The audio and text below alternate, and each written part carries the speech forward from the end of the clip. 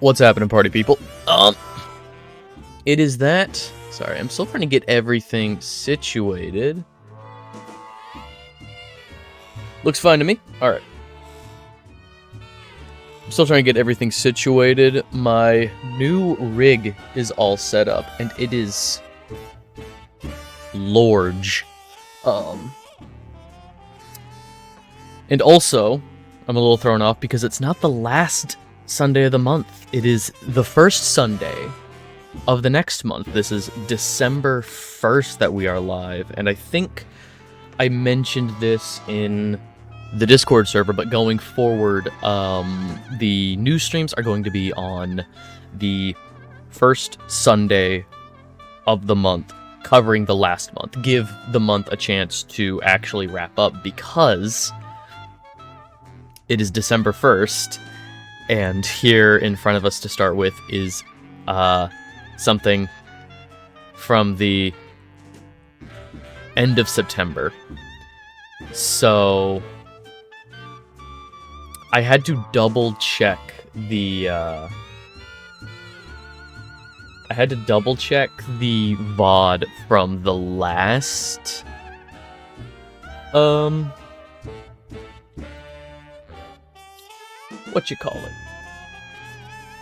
monthly stream. I had to double check the VOD from the last monthly stream, and yeah, we didn't talk about this. We talked about the Xbox showcase. Yeah. I think we might have talked about this... What's going on, Arrow? I think we might have talked about this just separate from the news stuff. I can't remember, but basically, for this reason alone, the fact that we're talking about a September news, the new rig is going really well. It was touch and go for a while there. I had a friend come over who like really knows his stuff, and he doesn't even know what he did. He looked at my rig, and he was just like, like, everything seems fine. I think he might have... all he said he did was he did a little bit of cable management. And that's all he said he did, was just tuck some things away, tighten things up, and it worked for him. I don't know what magic he did. You joke, but that was literally the first thing I played. Last night I was in a Discord call with some friends, and we were all playing Minecraft. That is exactly what happened. Vanilla Minecraft in Realms.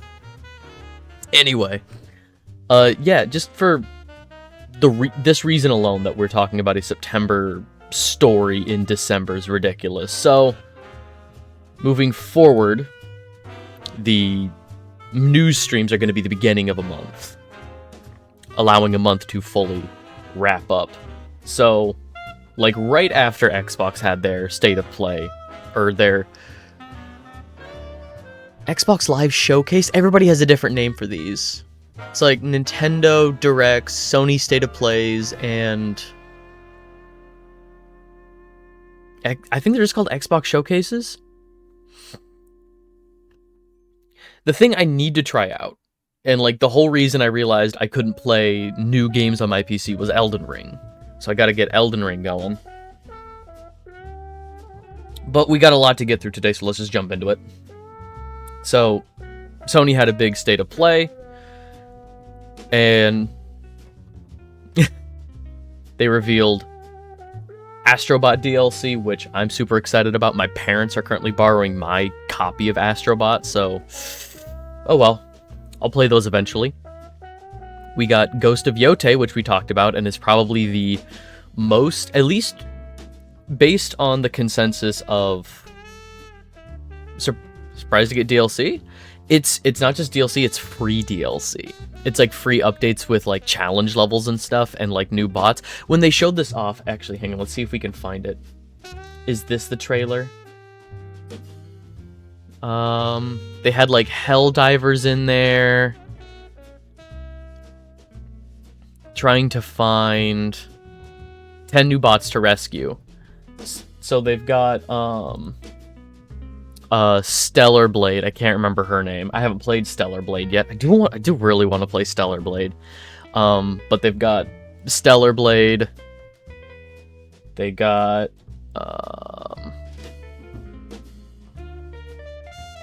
Helldivers.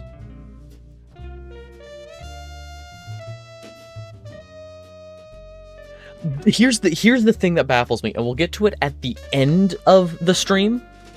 The end of the stream, we're going to be doing Game Award predictions.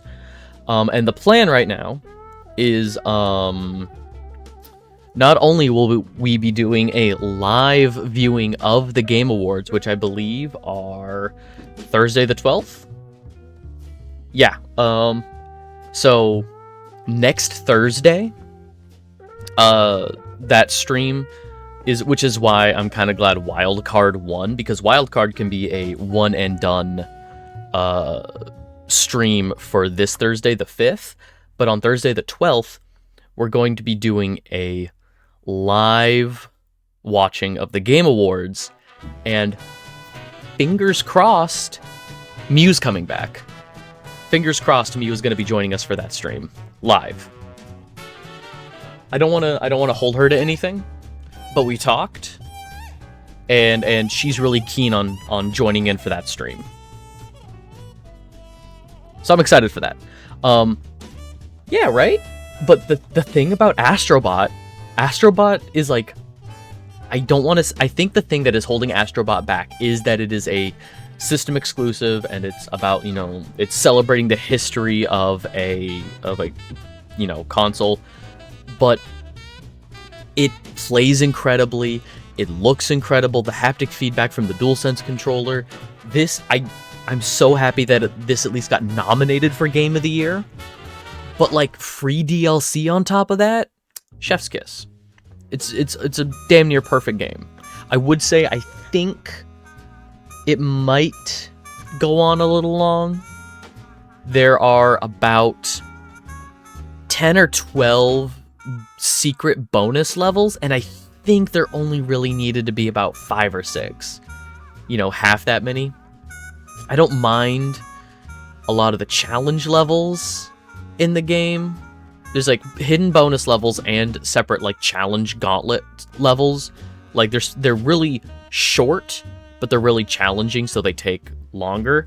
I also didn't mind those, but again, like the base game, just the base levels, super fun, great. I love all of the levels. I love the designs. They feel super inventive, even though 3D platformers have been around forever.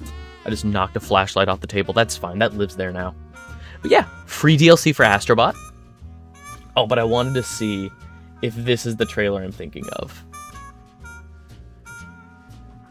Stellar Blade and Helldivers. Where is it? No, they got rid of it. Okay. So in the original announcement for this DLC, Concord was featured. The green guy in the orange vest was one of the bots. I so hope they didn't take him out. That it would be so funny to keep. So, Secret Level, the anthology show coming to Amazon either later this year or early next year, one of their featured episodes, again, it's an anthology series, one of their featured episodes was going to be Concord, like an episode taking place in the Concord universe. And they said they're still moving forward with that episode. So the only piece of Concord that will be left for anybody to watch is a show, or at least to interact with, is a show, a singular episode of an anthology series. So Ghost of Yote, from what I gathered from people that I talked to, from everybody that I talked to, and people who are regulars, here in chat and stuff, this seemed to be the most anticipated to come out of this state of play. I gotta play through Tsushima, and I might do that. In all honesty, Tsushima might become a very chill, kind of relaxed stream, because Ghost of Tsushima is one of the most immersed I have ever been in a video game. Genuinely one of the most immersive games I have ever played. And I gotta give it another chance. I played it for a solid 5 or 6 hours across like 2 kind of short sessions. And I don't know if like a game came out or something, like a different game that I was more excited about, but I just didn't stick with it. And I love Sucker Punch games. Sly Cooper, one of my favorite franchises. Sly 2 is a perfect sequel. Like, I love their games. I don't know why. I just couldn't stick with it. Horizon Zero Dawn Remastered. I know we had this discussion. Somebody, I think it was Patches, said, like, why do we need a remaster of a game that came out yesterday? This game is 7 years old. There have been 3 other Horizon games after this. Horizon 2, Horizon VR, and Lego Horizons. And yes, I know 2 of those don't really count. But I mean, there's been plenty of other. This one I'm not as mad about. Compared to, like, Last of Us Part 2 Remastered. That's unnecessary. If they did Horizon Forbidden West Remastered, I would have a problem. Horizon Zero Dawn, I'm not super mad about. I still, again, it's a franchise that I haven't really constantly being re-released? No? This is the first time it's happened. I think Horizon Zero Dawn, the PS4 version, might have gotten like a PS5 patch, but this is really the first time it's been re-released.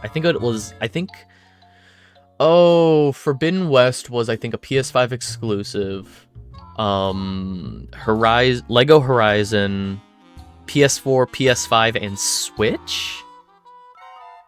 Call of the Mountain, which is their VR game, I think got a PC release. That's it. Horizon Zero Dawn got a PC release. That's what I'm thinking of. And like most of PlayStation's releases, it was super buggy. But I digress. I think this is fine, so long as this company also doesn't fall into the Naughty Dog trap, you know, of just constantly re-releasing the same 2 games over and over again. Like, make Horizon 3. Anyway. Oh, look. Lego Horizon. I heard this is... So, my mom is a huge fan of Lego games. My mom has played every Lego game. At least every licensed Lego game. And a bit of, like, Lego 2K, like, the racing one. Like, my mom loves Lego games. She tried this one, and I've heard from Horizon fans as well. Like, this is trying to split, or trying to join 2 fan bases, and it fails at both. It is like, Horizon is such a serious world, you know, post-apocalyptic, about tribal humans coming back and retaking the world and stuff. From what I understand, haven't played it. So the goofy tone of Lego doesn't really work. A lot of characters are rewritten to be funny Lego. And then the gameplay also isn't usual Lego games. It's like there's no camera. They switched to the most recent engine. I stopped playing Lego games when they became open world. I preferred the hub area with levels that you could go to. Like Lego Indiana Jones 2 is where the crack started to form for me. And that's like really early on, relatively speaking, for Lego games. I still played some of them here and there, but like the original Lego Star Wars games, Lego Indiana Jones 1, Lego Batman. I'm a huge fan of Lego Batman 1. But the only ones I've really gone back and the only ones that I've gone through and actually platinumed like, that I've sat down, gotten everything in, post all of the open world stuff. Lego Batman 3. Lego Batman 3 is just a fucking great game. It's a great Green Lantern game. Lego Batman 3 is a freaking awesome Lantern game, because it covers, like, all the lanterns, the whole spectrum. It's such a good game. And the new Lego Star Wars, the Skywalker Saga, the one that covers all of the episodes 1 through 9. I went back and I finally was like, okay, let me try one of these, you know, let me, it wasn't what I was hoping it was. I was hoping it was going to be more like the original trilogy, or like the original Lego Star Wars games, but I enjoyed it enough. I enjoyed it enough to play it all the way through. I got the platinum in it. I did everything. I think it was one of my most played games last year, because I think to get everything in that game, I think I sunk about 50 or 60 hours into it, which is crazy for a Lego game. That's too big. Anyway, the point being that Lego Horizon does not make either of its fan bases happy. Horizon fans don't like how the world and characters are being rewritten. Lego fans don't like how the game plays, because it has a static camera and you're basically walking through dioramas of the world, and it's very, like, beat 'em up heavy instead of, you know, more like Lego puzzle solving and characters having different abilities and stuff. It's way more like beat 'em up focused, it looks like. I might play it eventually, but that's way down the line after I've played the other Horizon games, not counting the VR one. PS5 Pro. We've already talked about the PS5 Pro and how Mark Cerny is an insane person who might not even be human. Look at these colors. So I'm not gonna lie, I really want that green controller. The green controller, the chroma teal, I think is what that green controller is called. Oh, you can't see my cursor. I just noticed you can't see my cursor. Alright. But yeah, that green chroma controller, I really want it. I think it comes out in January. I really like the pearl one, that white one in the middle, but like an all-white controller, absolutely not. Oh my god, the white controller looks awesome. Absolutely not. Because the thing is, that's going to get so dirty so quick. I don't hate this. I think it's indigo is what it's called, like chroma indigo. This kind of purplish blue one. I don't hate it, but they've already released other blue and purple controllers. This doesn't feel any special. This one's just shiny. But we have not gotten a green PS5 controller yet, and I really like the way that this green one looks. PS Plus monthly games, but again, this was from so long ago. The Lake House DLC came out, the second Alan Wake 2 DLC. I will play the Alan Wake DLC, I promise. I will get the DLC, which I think is only available in the upgraded Alan Wake 2 Deluxe Edition, so I just need to buy the difference. You know, it's like, oh, you can upgrade your edition for like $15. Dodging Among Us from ruining it. That's fair. I still, like, if I have a controller that I, like, really want to preserve, I usually wrap it up in, like, a controller sleeve. Oh my god. Sony released I don't have a news article for this up, but Sony released their 30th anniversary, or at least pre-orders for their 30th anniversary collection. And it's, like, a PS5, a Portal, a DualSense controller, and a DualSense Edge controller, all in, like, the colors and styles of a PlayStation 1. I wanted that controller so bad. I didn't need the full, like, PS5. I don't need another PS5. Maybe I would have gotten the Portal, but those things sold out fast. So mad about it. Anyway, I will play the Lake House DLC, and I will play the Control well, I don't know what the first one was called. Oh, Tales from Night Springs. I will play both the DLCs eventually. If they sold them separately, they did. All of it was sold separately, and then there was one that was a bundle of the console, controller, and Portal, but not the DualSense Edge controller. Like, all 4 pieces were sold separately, or you could get a bundle that included, like, 2 or 3 of them. My issue with that is, Like, I know people are going to be buying the console and the controller to sell separately. Like, they're going to be buying the console that comes with the controller naturally, and they're going to be selling those separate. So, there's going to be a big market flooded with tons of these controllers, secondhand, upcharged, scalped, and then there's going to be a bunch of the consoles sold that don't have the controllers, sold with just a normal DualSense controller, one of the standard white ones. It's fine. Maybe if I find it someday, I can double check at, like, I don't know, my local GameStop. GameStop might have it. And then it might be sold out. Anyway. Arcade Chronicles. I don't remember this one. Date of birth. 1975. Oh. Whatever. 7-Eleven.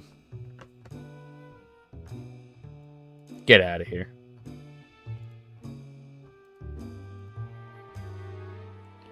This is a very pretty game. I wish I remembered literally anything about it. That's right. The gameplay did not thrill me. I'm just not... I've talked about it multiple times. The sort of, like, reactionary... oh, you've got your dodge move. You've got, like... This looks like it controls really well, but it takes a lot for me to be interested in these kinds of games. I don't go out of my way to play games just because they play like... That looks sick as hell. Okay, I'm not gonna lie. Wait. That looks cool. Okay, the pirate's gone. The pirate ship is gone. I don't care anymore. Date of birth, what do you got? It's because it's a rated M game.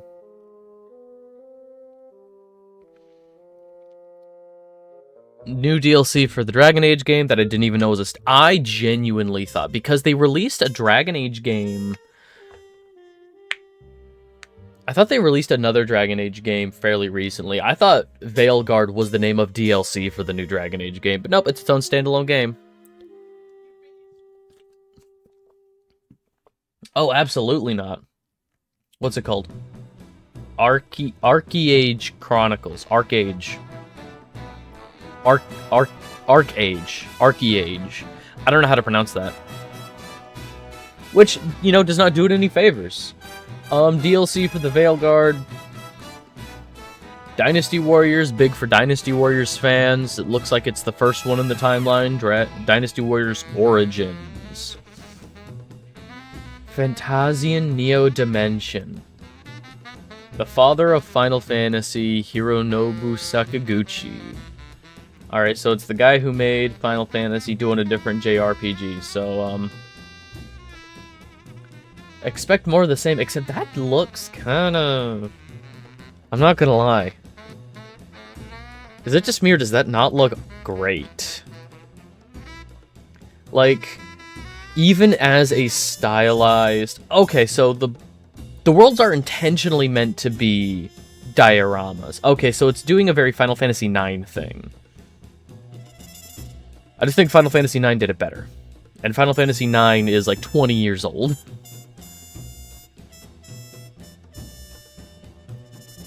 Yeah, not... I definitely can't be bothered. I definitely can't be bothered. Fear the Spotlight. Is this one of the ones from, Blumhouse? Yeah, okay. This was shown off at Summer Game Fest, I think, that Blumhouse is working with a bunch of indie developers to make horror games. And this seems to be their first one. I mean, I think Blumhouse... Veilguard has a mere 4% difference on Steam for reviews compared to the previous games. Kind of funny considering all the supposed complaints. Loud minority. Loud, angry minority.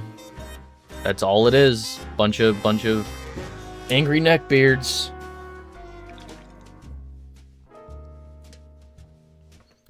I would have to see how big this game is, because this looks like it would do...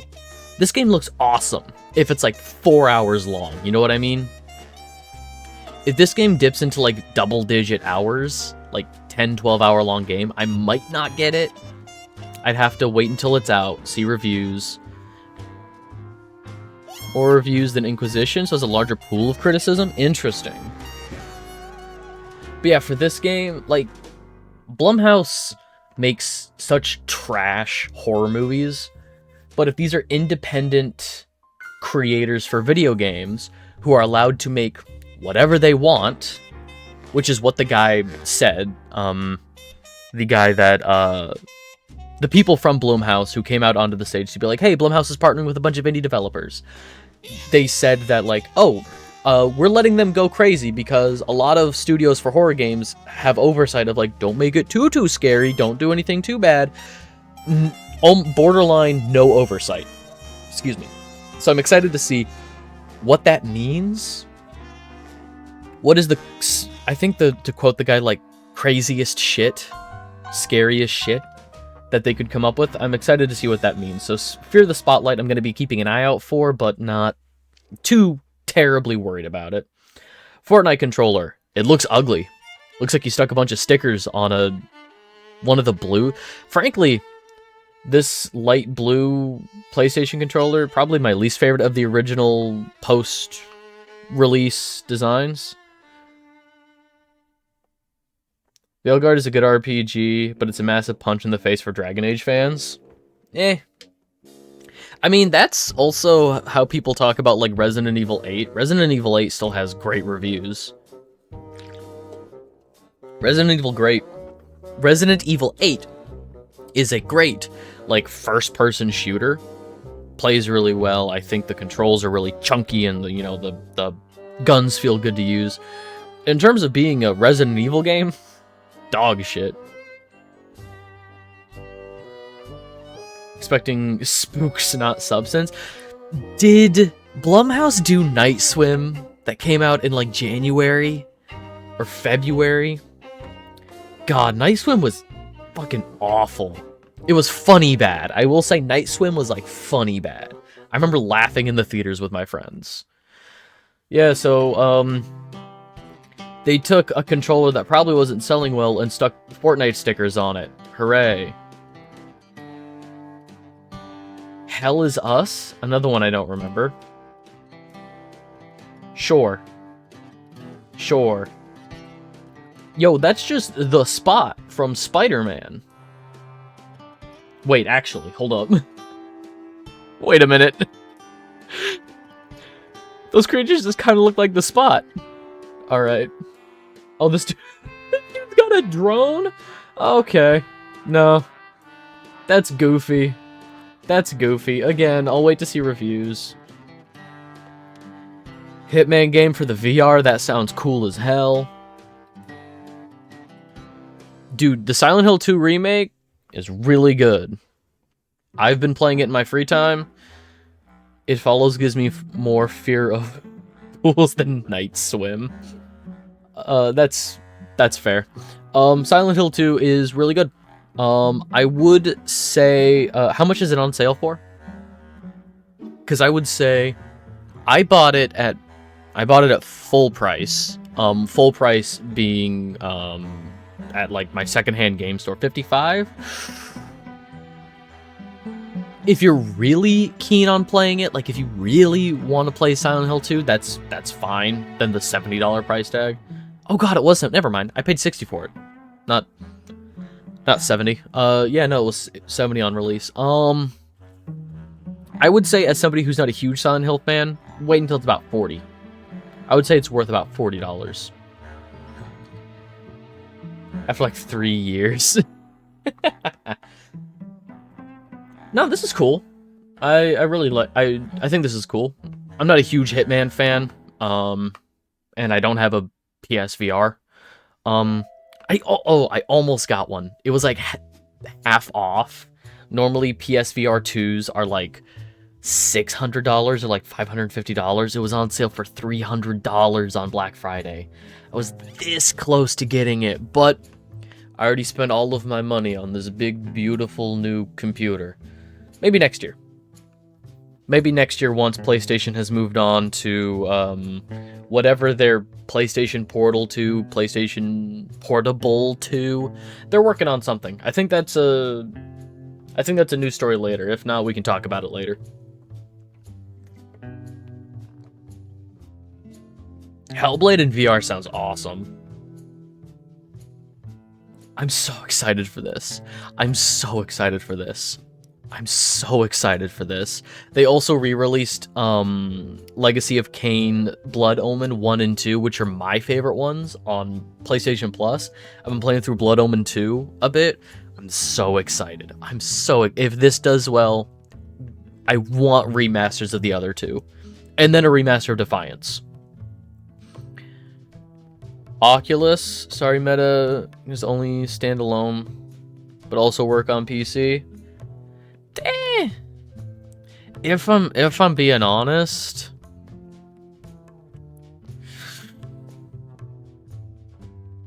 yeah, I guess it would be smarter to go with the PC VR headset than the PSVR 2. I don't know. I'm not too worried about it. I'm not too, like, I don't miss VR. My dad has the PSVR 1, so I played a bit of that before I moved out of my parents' place. I don't super miss VR. It's cool, I will say. I enjoyed Skyrim in VR. I thought that was a neat little, that was a novel little thing. But I'm not bending over backwards for it. Oh yeah, the Lunar Remastered Collection. This is big for Lunar fans. I don't know how the original games look, but I do think this looks very pretty. Just for what it is. I do think a lot of these backgrounds look really pretty.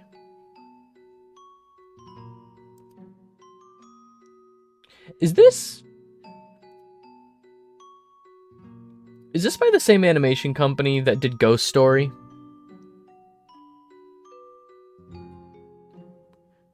Got the PSVR 1, felt as comfortable as a bucket with water. Yeah, it's not super comfortable.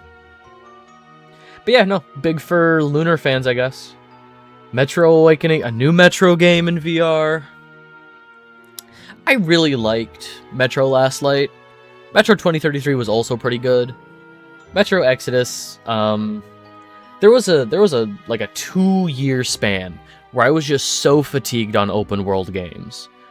When I got Metro Exodus, started playing it, and when I found out it was an open world game, I was so tired.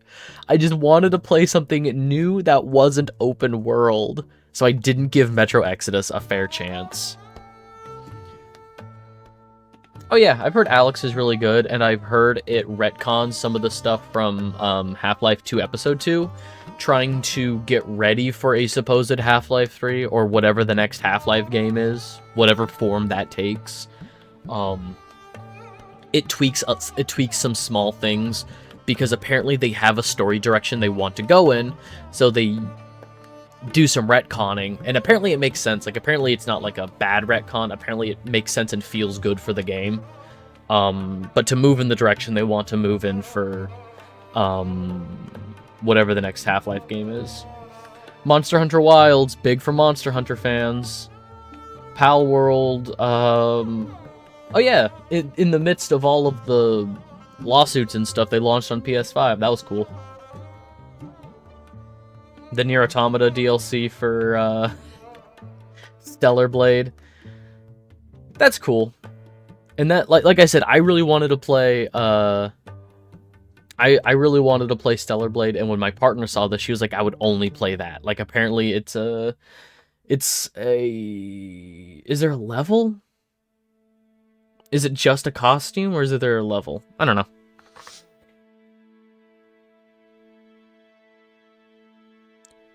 Did we talk about this? Because I went through the last... Did we already talk about this?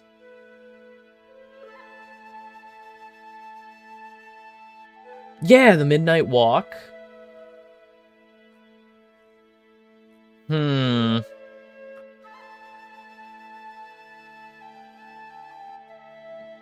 I also do, but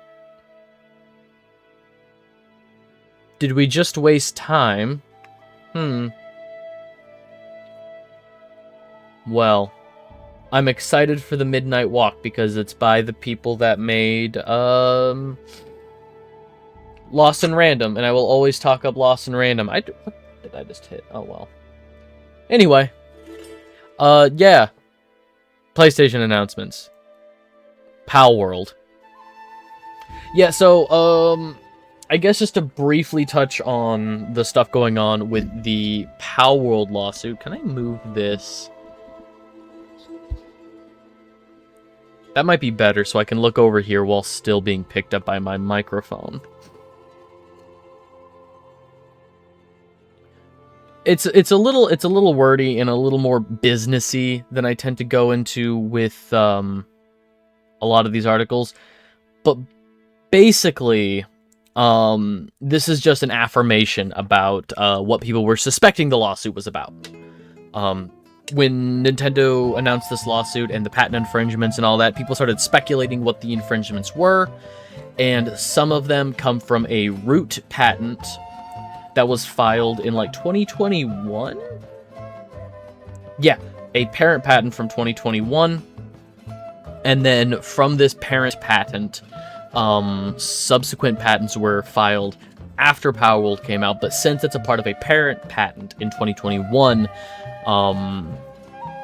Nintendo has a stronger case than people originally were hoping. I'm still rooting for Pocket Pair. I think this is going to set a huge precedent. And the issue is, I can't speak too heavily on this because not only am I not a lawyer, I'm not a Japanese lawyer. I don't know how well this will all break down, and there are more competent, people online that have talked about this. I think it's worth just kind of touching base with this because I've been trying to find more news on this one about once every other week. Every couple of weeks, I'll just Google this lawsuit because I don't want this to leave the zeitgeist. I don't want this to just pass people by, and then Nintendo drops a big new game, and everybody's like, oh my god, Nintendo can do no wrong. They just made a big, beautiful new game. And then, this is still going on in the background. So I'm still going to be keeping an eye out for this until this is settled. But in good news that happened last month, Dontnod workers striked, which I think is super cool. As much as I am not a fan of their games, I think it's really cool that they know their worth and they're willing to fight for it. I don't know, how did this shake out? Was there ever a Dontnod revealed last month reorganizing to ensure the company's long-term future? Yeah, so they went on strike because the jobs listed as at risk. Yeah, so in a pitch of solidarity, Dontnod employees went on strike, basically saying hey, in this restructuring, you can't just mass fire all of us and hire a bunch of new people for cheap, which is cool. I also want to touch on I have some articles here. I don't have articles up for them, but just some quick little news story things. Steam has started implementing private branches in their back-end encoding. I don't super understand what this means, but talking to some people who do understand the long and the short of it, in layman terms, when people data mine games to try and piece together what DLC is coming, what are they prepping the game for, is there a new game coming, this makes it harder because now developers can hide stuff in their code, which I thought would have been a thing already, better encryption software. That's the long and the short of it from what I can understand. Here's something funny that Mew showed me, so I just thought it'd be funny to share real quick. According to Chris Hernandez, a lore master with Sega of America, Sonic the Hedgehog is homeless and always has been. I just thought that was really funny. A little sadder, but still something that I think is really cool. Caleb McAlpine, a terminally ill video game enjoyer, reached out, I think it was on Reddit, and basically asked people like, hey, is there any way to get in touch with Gearbox and 2K? I might not be around for Borderlands 4. And apparently,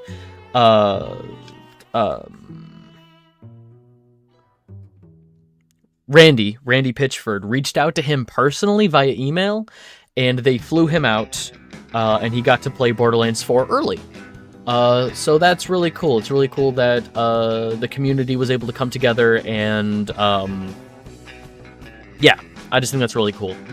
And I wanted to share that because it's heartbreaking to hear that he might not be around to see the release of Borderlands 4, but he got to play it early, and he said it's amazing. Which, you know, from a diehard Borderlands fan to another diehard Borderlands fan, me, that's nice to hear. You know, I think Borderlands 3, for all of its faults, still plays really well, and I still enjoy the game. The only Borderlands game I would say I didn't enjoy my time with would probably be Tales from the Borderlands Season 2, the new Tales from the Borderlands. I never finished that one. I got about 2 episodes in. Like, I got to episode 3. Just couldn't finish it. Maybe I'll get another shot. Maybe we'll play, yeah, we'll play through the first season of that as well.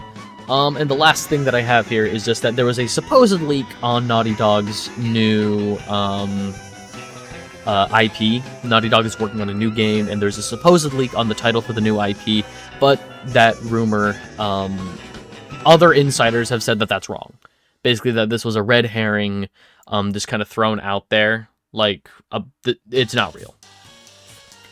There's been like watching a toothbrush play Billie Eilish. But did you know that there's a YouTube Music app where you can also listen to the EDM version? The ska version. Get out of here. Oh, okay. Yeah, apparently the soundtrack... So that was the Grim Fandango soundtrack, which I fucking love. Apparently it was over. Okay. All good.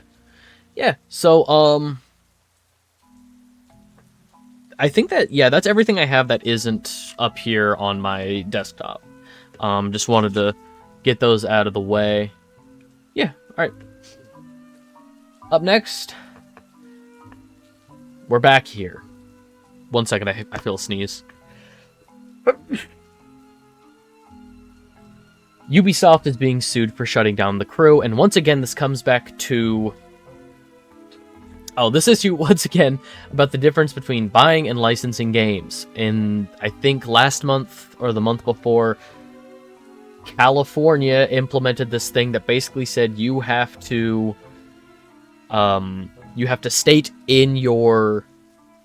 Like, when you...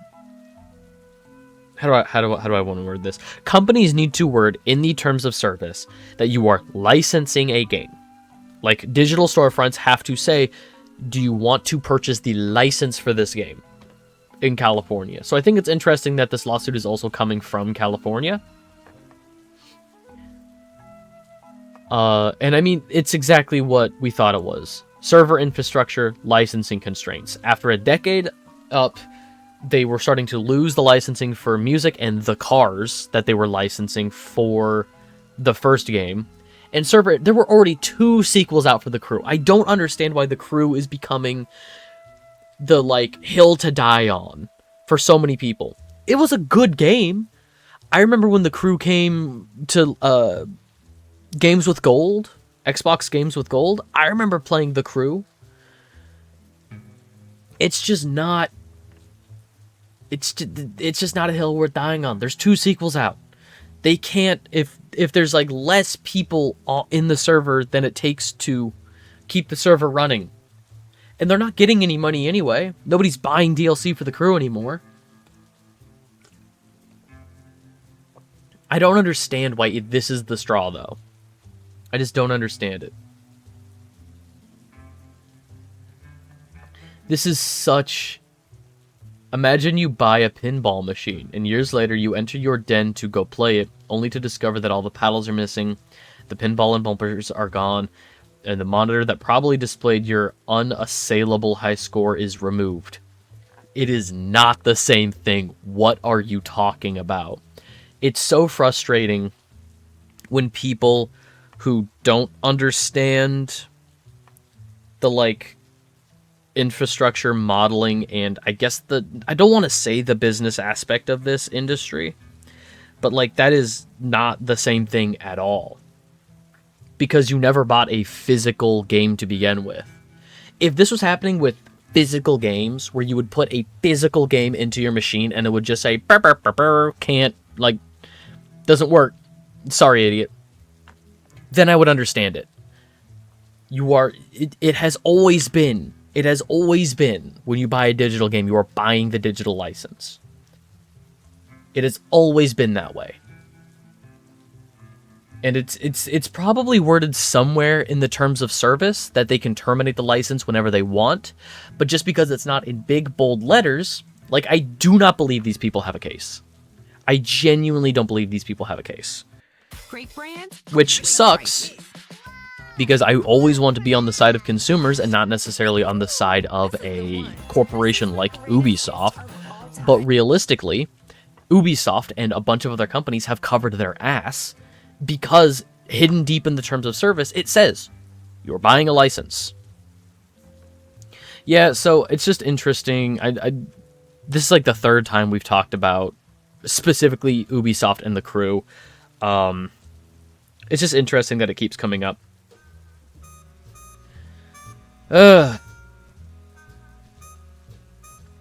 Falsely presented the cruise files were on physical discs.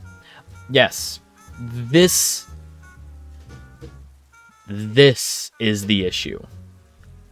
Even if a player bought a physical disc, Ubisoft falsely represented that the cruise files were on its physical discs to access freely, and that the discs were simply a key for the game. Weren't simply a key for the game. That is a good thing to get mad about. If you bought a disc for the crew and now that disc doesn't work, that's an issue. I get that. I don't know. The thing that I'm hoping shakes out from all of this, because this is a worldwide thing now.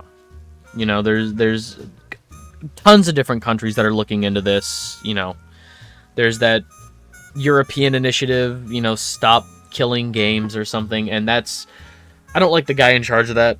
He words things in a really simplistic way. Like, I don't want to get into it again. But yeah, I feel like this can shake out in favor of consumers, and I think the best we're going to get is just bigger, bolder letters that says a license instead of just hidden in the terms of service that 90% of people don't read. That's being generous, closer probably to 95, 97% of people don't read TOSs. But I'm just hoping that, not even in the terms of service, at checkout for a digital storefront, it says, do you want to buy this license? Are you agree to the terms of service that you are buying a license? Like, just bigger, bolder letters for people to understand more. That's all I'm hoping comes out of this. GOG launches their preservation program to make games live forever, with 100 classics being re-released. This, I think, is really cool. So GOG, which is a very successful, I want to say like the second most successful game, no, third most successful game store and launcher on PC behind like Steam and Epic. I want to say it's like Steam, Epic, and then GOG. Yeah, so GOG is launching this program that will help preserve games, which is really cool. And is it part of, they won't be using community fixes and patches, though, as they want to avoid passing the responsibility of maintaining the game's quality to the community. All of the patches, all of the preservation they're doing is entirely on them. If there's any issues with the game, they're fixing it, which this is really cool. You can install Keep GOG games easily up to date on Linux Steam Deck with the Heroic Games launcher. Like this is so cool. It's so simple, but it's so cool that they are preserving so many games for... Yeah, no, it's really cool because... where's the other one? Here. Publishers have finally said the quiet part out loud about retro games. So we have GOG preserving retro games. And let's see if we can find... Only 1% of people know about this special Will cleaning you product. Take any dirty stop surface, it? Why are there spray so over the many grease more or ads mold, on this give it a- other... Okay.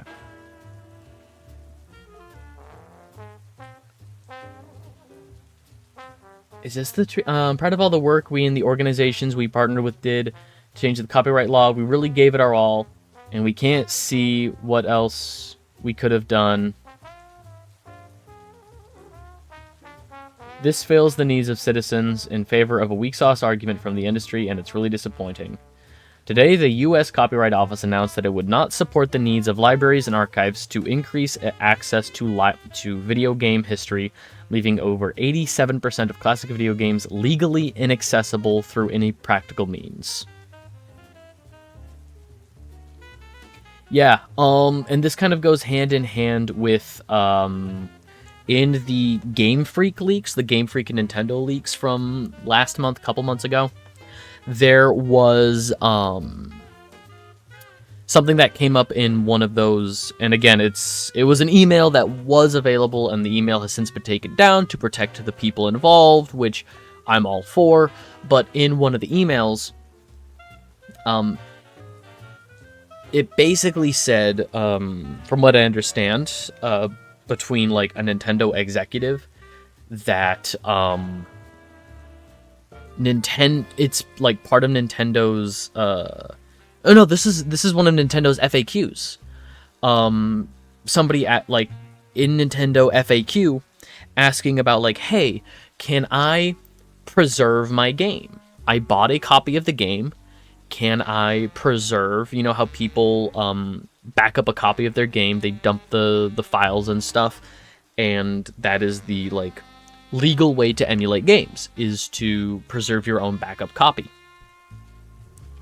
And according to Nintendo, Nintendo's opinion is that they basically feel that like preserving the game to play at a later date on non-Nintendo hardware is a no-no. The thing that people are legally allowed to do in preserving a backup of a thing they bought and own, which they are legally allowed to do for the time being, Nintendo believes that that is not right. That's not okay. Once people closer in our generation who understands games enter the legislative world, we get actual protection for this stuff. The issue that I'm finding as I get older is that not just generationally, but even administration to administration, depending on who is where in positions of power, is that half of the time you spend doing your job, your legislative job, or your judiciary job, your executive job, whatever branch of the government you work in. And this is I've known people who work like I know people who like work in Washington D.C. I can't say like who they are or like what branch they work in, where they work at for the sake of their family, you know. But from what I understand, half of your job is about undoing the last person's job, because the American people are so wishy-washy, and whenever a legislation enters office, the people that don't like that legislation get a little more radicalized, which makes them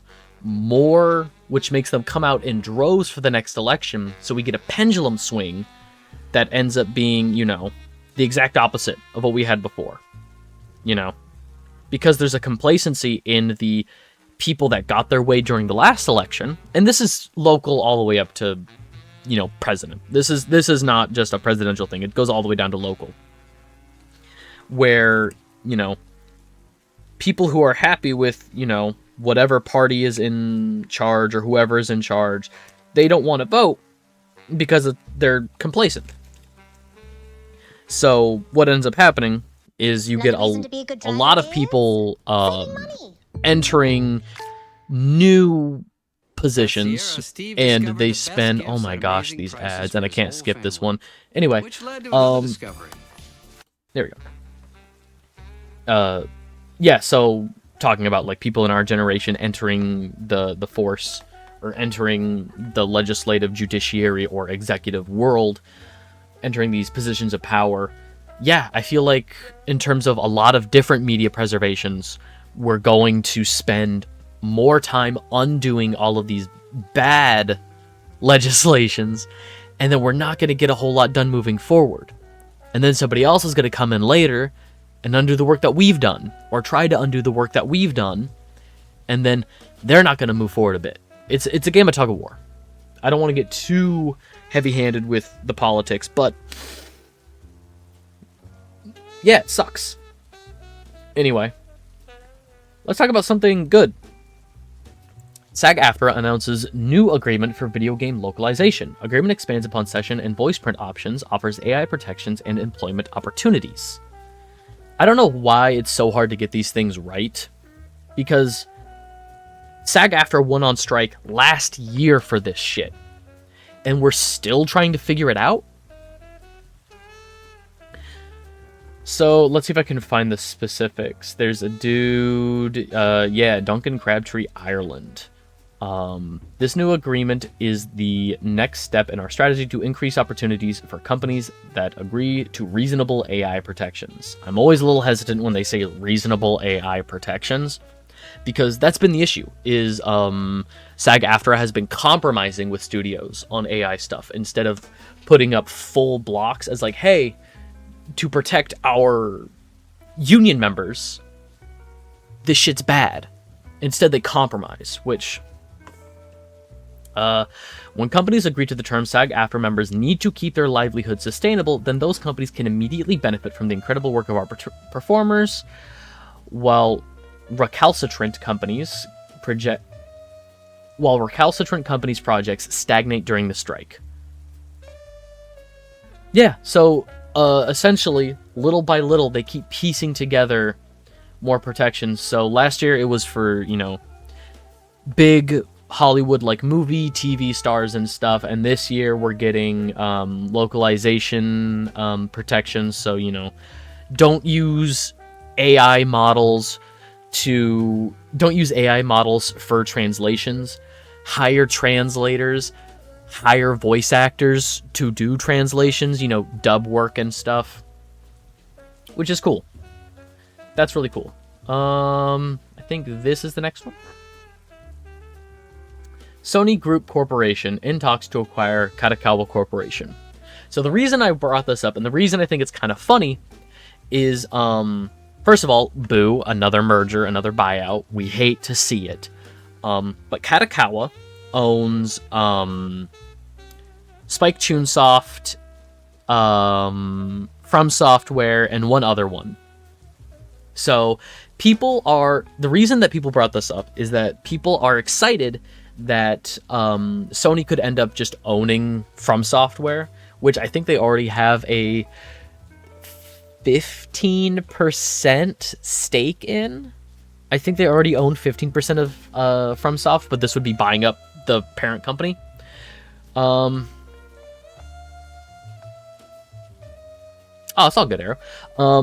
So that's originally why people thought this was happening, was for Sony to just own From Software, which is a hugely successful company for them.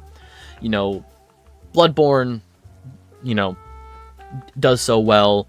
All the FromSoft games do incredibly well. So if they could make Elden Ring 2 a PlayStation 6 exclusive or whatever, that would be huge for them. That'd be a huge get.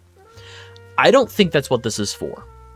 I don't think this is, because why would they care about owning Spike Chunsoft? Spike Chunsoft makes like one new game every couple of years, and even then it's for a very niche audience. You know, ever since the Danganronpa series wrapped up, their games are for very niche audiences. They have that base building high school zombie survival game coming out. Milo's Rewards is here. Join for free today. Spike Chunsoft games, I don't think, are what this is about, and even then, they are already on very good terms with From Software. If Sony said, hey, we want a Bloodborne remaster, we want a Bloodborne port, we want a Bloodborne 2, FromSoft has talked eagerly about wanting to do that. There are people at FromSoft who really do want to keep Bloodborne alive and well. It's Sony that doesn't. Sony that doesn't care. What I think this is about is Kadokawa's anime and manga divisions. So Kadokawa is a multi-platform company. They own dozens of subsidiaries, you know, well over like 30 subsidiary companies. And Sony, I believe Sony owns Crunchyroll and Funimation or something. Like, Sony has a huge claim on anime, specifically anime in the West. And Kadokawa owns a bunch of anime. So I think, hang on, I had another tab open. Is it this one? Yeah, so this is just kind of a cursory list. And I did some double checking. A lot of these are, again, it's like a subsidiary company that, like, through a company, Kadokawa owns this stuff. One of them that surprised me was id Invaded. This is like one of my favorite animes. The intro and outro go so hard. I've discovered like some really good music through this anime. 1 season long. If you like the Somnium Files, this anime is really good. It's all about, it's actually it's a serial killer brain crime anime, which is kind of sort of very similar to the Somnium Files, but really good. I would highly recommend id Invaded. 1 season long. Highly recommend id. There's some other ones here that I recognize but haven't seen, like Oshinoko, Konosuba, Shield Hero, which are not for me. ReZero. There's another one here. Oh, Higurashi. Higurashi When They Cry. I've heard really mixed things, but generally good things about. Like, I haven't heard anybody who hates it. Either they love it or it's just not for them. But yeah, they own tons of, like, really popular and varied anime, is what I'll call it. And they also own a lot of manga. Get out of here, ad. They also own Love Sheet Ripped to the Dub voice actor. Kadokawa owns every huge anime manga series that isn't Shonen Jump. Kadokawa owns the manga for Cowboy Bebop and Neon Genesis Evangelion, which are two huge late 90s, early 2000s. Like those two anime are like, I want to say like ground zero for the renaissance of anime in the West. Like, anime has been in the West for a while. You know, you have Speed Racers, your Astro Boys, but like Cowboy Bebop and Neon Genesis are like the reason that like Adult Swim picked up the Toonami time block, which is where people saw, you know, Naruto and Bleach and Inuyasha and One Piece for the first time. And then like that got the ball rolling. 100% I would credit Neon Genesis and Cowboy Bebop for at least, like, they might not be the biggest anymore. You know, I would say like One Piece and Naruto, just in terms of numbers, have hugely blown them out of the water. I don't even like One Piece, but like Dragon Ball. Dragon Ball was around well before and is around well after. Dragon Ball is also like hugely to blame. I'm Sawyer, and I about the Chick-fil-A chicken sandwich is the crispy chicken fillet. Currently only on Crunchyroll's competitors. Yeah. So I genuinely think that this buyout is for their anime and manga. Oh, this was something funny that I just wanted to So, the PS2 is the best-selling console of all time, and people were thinking, oh, the Switch has an opportunity to beat it. Oh, the PlayStation 4, PlayStation 5, all these other newer consoles have a chance to beat it. Sony announces that a further 5 million units were sold after 2012 when it was announced that the PlayStation... So what happened was, in late 2012, Sony announced that it would be discontinuing the PlayStation 2, and here were the current numbers for it. So they still had so many consoles to buy, or so many consoles to sell. They were announcing that it would be discontinued, so they still had however many consoles left, apparently 5 million units. And now, people were asking who was buying a PlayStation 2 after the PlayStation 3 and the PlayStation 4 were out? Who was out there still buying a PS2? And you want to know who I think it was? Brazil. So, Brazil had Netflix on their PS2. There was a disc you could get that would run. You could connect your PS2 via Ethernet. It was one of the not the earliest. I think the Dreamcast was the first console to have an Ethernet port. But the PS2 was a very early adapter of a LAN cable Ethernet port. So you could hardwire your PlayStation to the internet, and then you could run this disc. Sega Genesis. Oh my god, that's incredible. But in Brazil, you could get a disc that would run Netflix as we know it now, and it would like get updates and stuff. So you might not be able to run it, in high definition, but it's possibly one of the best and cheapest ways to early adopt Netflix. And I think that's so cool. Genuinely, I think that's really fucking cool. But yeah, that's where I think those 5 million PS2s went, is Brazil.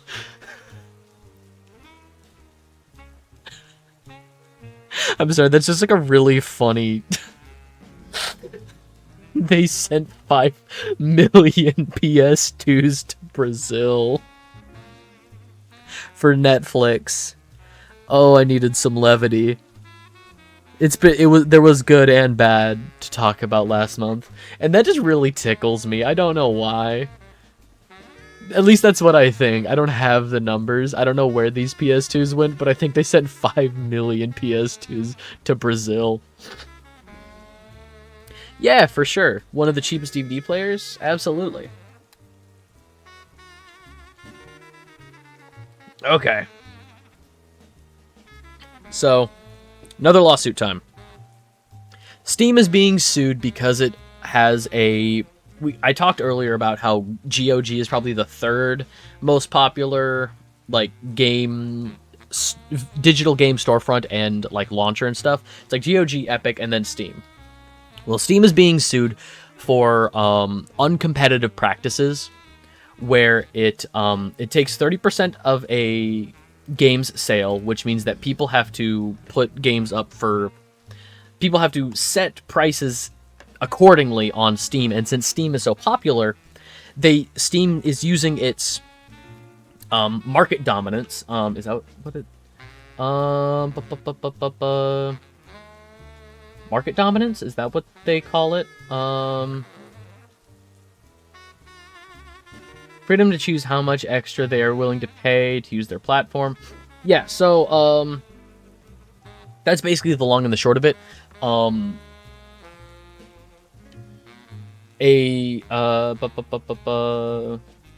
don't remember where Overgrowth was being sold at, if it was GOG or Epic, but dominance of the PC game sales to distort the market, bury the competition. So basically, with Steam taking 30% of a game's sale, which I think is actually lower than other storefronts. Basically what happens is, from what I understand, with taking a 30% cut, with only taking a 30% cut, because Steam is so big, they can afford to take less. It's me. Yeah, so from what I understand, with a 30% cut, people who sell their games on Steam don't have to put them up for as much as other places, so other storefronts are losing money because they're taking a larger cut, 40 to 50%, aren't as popular. Steam should lower their share. Yeah, so Steam is being sued for their market dominance on, oh my gosh, get out of here, Scrubs actors. Yeah, so Steam can charge less, basically. So, to stay competitive, Epic Store fanboy Madge post. Now, I do think, even though I also use Steam, and Steam is the only launcher that I use besides the Minecraft launcher, which is just its own thing, I will say that I am okay with people getting eyes on this. I'm okay with this kind of... I don't believe that anybody should monopolize any space, and I know that Steam doesn't have a full-on monopoly. Epic is doing fine because Epic has tons of exclusives. GOG is doing fine. GOG has a very devout fan base that's keeping them going, and good for them, honestly. Yeah, it's not an intentional monopoly, but Epic is whining or something. Maybe Epic should have considered getting better. Yeah, like, I don't know. I'm curious to see how this shakes out, but I will say, like, I'm not going to be taking a side. Like, I use Steam, but I'm not too concerned about what happens with this, because I don't know how this could shake out. I'm just excited to see what could happen. Who knows? And usually we tear them a new one, but like there's nothing better. You got GOG and Yorn. Yeah. Alright, one of the last stories we have is controversial Light of Motiram confirmed for PS5. I just thought this was interesting. Itch, yeah. Only play itch games, itch.io games. The reason why I wanted to bring this is because this, I think, could also be like how Nintendo is treating Palworld. Guerrilla could treat this game. See if I can find. Let's see if they have the. Yeah, so this is this game. This is Light of Motiram. And then, this is Horizon. Like, it's not identical, but,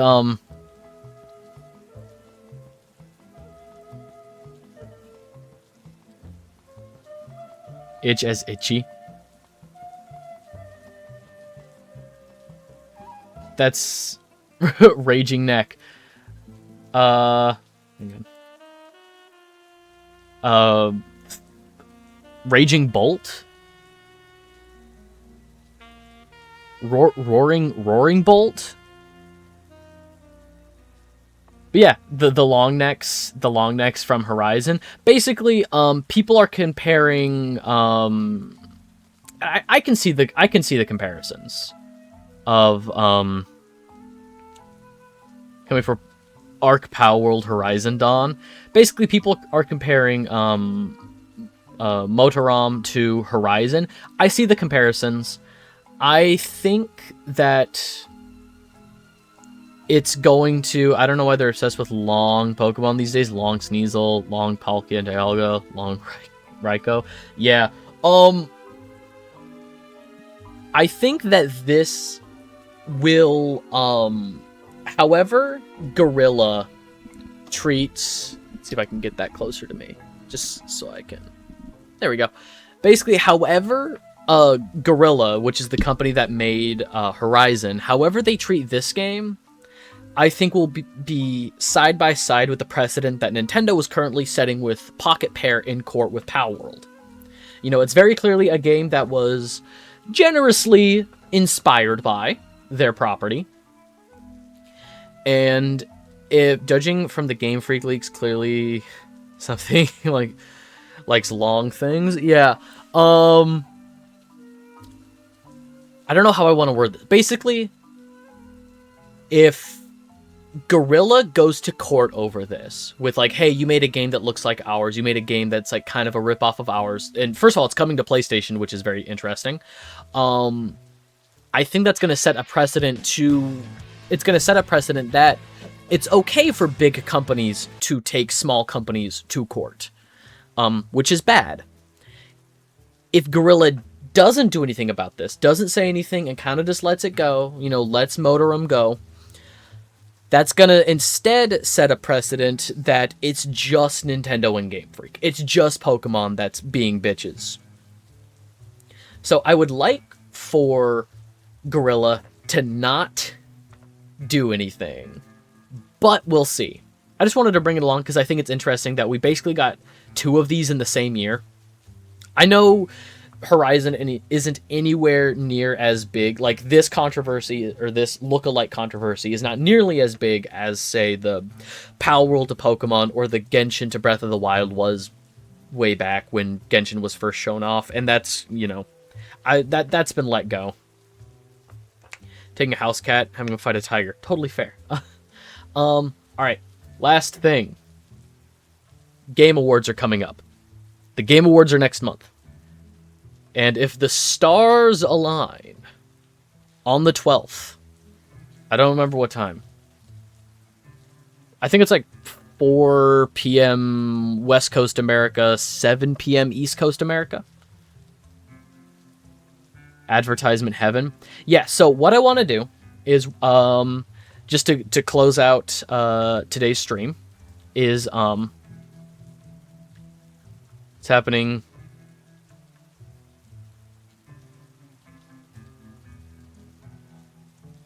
not in America.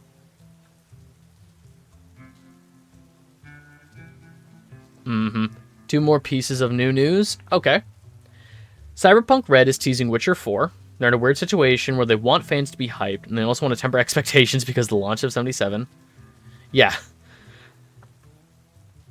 If Balatro doesn't win, I call bullshit. 2K motion capture art. 2K... Oh, that's awesome. I heard that was happening. I heard that union things were in talks for 2K. It's cool that the motion capture artists unionized. No, that's awesome, actually. And I think Witcher 4 is going to be hype no matter what. So long as they do more Witcher 3 and less Cyberpunk. I realize, wanting to tamper expectations because Cyberpunk did not go the way they wanted it to, and they're trying to get some goodwill back with fans. I get that. I have played probably the same amount of The Witcher 3 and Cyberpunk. Both times. So I played Cyberpunk after, like, a year after it came out. It was in a good spot. It was playable. I played about the same amount of both games, and I was like, wow. Separate occasions, years apart from each other. I played like a couple hours of, I think both times I had to go to work. I played a couple hours of The Witcher 3. I was like, oh my god, this is a great game. I get it. Went to work, came back, and I was like, I'll play something else. Like, I just didn't go back to it, even though I liked it. Again, I just don't think I wanted to get lost in like a huge world like that. Same thing with Cyberpunk. I played like a couple hours of Cyberpunk, and I was like, wow, it's playable now. What a great, big, beautiful game. I got lost in the city. I got sidetracked. I was looking at all this cool stuff, interacting with NPCs and stuff, and I was like, wow, what a cool, great game. Went to work, came back, and was like, I'll play something else. Someday I'll play those games. Someday. After Witcher 4 is out, I'll play Witcher 3. So yeah, basically, what I want to do is I want to go through this and do predictions. And then, so I want to do predictions based on who I think will win all of the major categories. And then I'm going to do 3 predictions for advertisements that we're going to see. 3 announcements. I want to do one announcement. I want to do one announcement on a release date for a game that we've already seen, an update for a game we've already seen, but not necessarily a release date, and something brand new.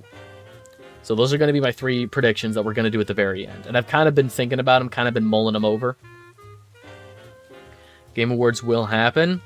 I don't think so, Arrow. I think Jeff Keighley is going to be hit with a meteor, get exploded, and they're going to cancel it.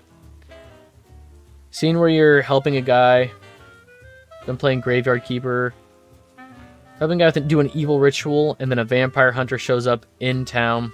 You have to ambush him. It was the fucking Witcher guy. Drop a boulder on his head, go smush. Oof. Alright, before we start this, I gotta run to the bathroom real quick, but then we'll come back and we'll start doing all these predictions. So, exactly. Thank you, Nightbuck. Take care of yourselves. Exactly. Go piss, girl. So, everybody else take some time and think about, some predictions that you'd like to see happen. Especially you, Mew. If you still want to join us for that stream, if you still want to join us, Mew, think about some predictions that you would like to see happen for the ads and stuff. Come on stage and announce Xbox themed. All right, I gotta run to the bathroom. Take care of yourselves. You know, drink water, all that good stuff. All right, I'm back. Get out of here. All right. Naked Butlers, this game of the year is released in early 2000s, but then you know that. They surely never heard of it, so it hardly matters. Seeing stuff about remakes should get their own category. Oh, 100%. 100%. I think, and I know, so the thing that I keep hearing, and we'll get into it because, actually, now's a good time to talk about it, because the Game of the Year candidates are right here, and again, you can't see my cursor, but Final Fantasy VII Rebirth is up for Game of the Year, and Elden Ring Shadow of the Erdtree is up for Game of the Year. Yeah. Oh, like, I would be so pissed. So, here, curiosity of whether Naked Butlers is a real game. Have me search it. I must now burn my search history. Yes, so the argument that I've heard people say is, oh, well, what if there's not enough good DLC in 1 year? Or what if there's not enough remakes coming out in 1 year? Remakes and remasters coming out in 1 year. I think the category can be as big as it needs to be if only 2 remakes come out in a year, or if only 1 remake comes out in a year. Honorary award. Just a little statue and a handshake of like, hey, you made a really good remake this year. Or if there's only like, there's gonna be plenty.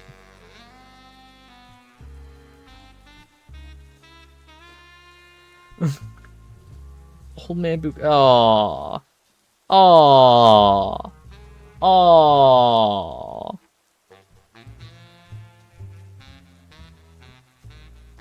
Yeah. 100%. I think he was smiling. I mean, that's fair. At least he was smiling. All right. So yeah, I don't want to get too into it on that front. But yeah, because since this is a public vote, like this is, you know, since this is a public vote, it is a popularity contest. But hang on, does it have... Oh, here we go. So we can just scroll down this list. So, yeah. So Game of the Year: Astrobot, Balatro, Black Myth, Elden Ring, Shadow of the Erdtree, Final Fantasy VII Rebirth, and Metaphor ReFantazio. Personally, Balatro is not my kind of game. I think Balatro could win some other awards. I don't think Metaphor is going to win. I think Metaphor might win something like Game Direction. Yes, that is exactly what I was about to talk about. Since this is a global vote, Black Myth Wukong is huge in China. So I genuinely think Black Myth is gonna win. I think Black Myth is gonna win Game of the Year based solely on the international audience. And I mean, it looks like a great game. Streisand effect aside, You know, the allegations against the company aside, it looks like a great game. I still really do want to play it when it's on sale. I'm not giving them full price for that game.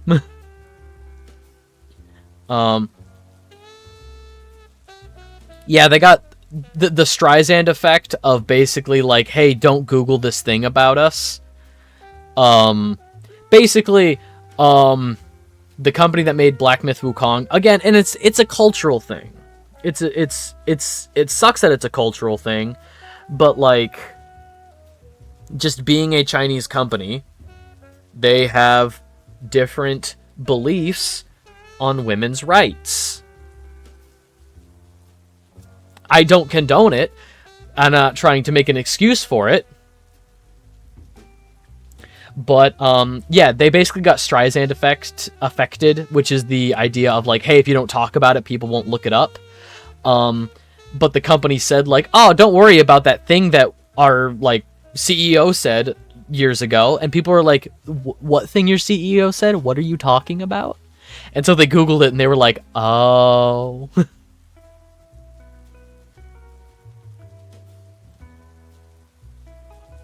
Like, I'm not trying to make an excuse for the company, but I'm just saying that, like, in separating the... Remember?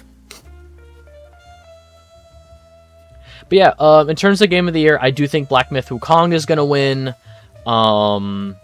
based solely on the Chinese vote. Like, please stop making Harambe memes. It hurts our feelings. We cared about him. So the internet made more memes? Exactly.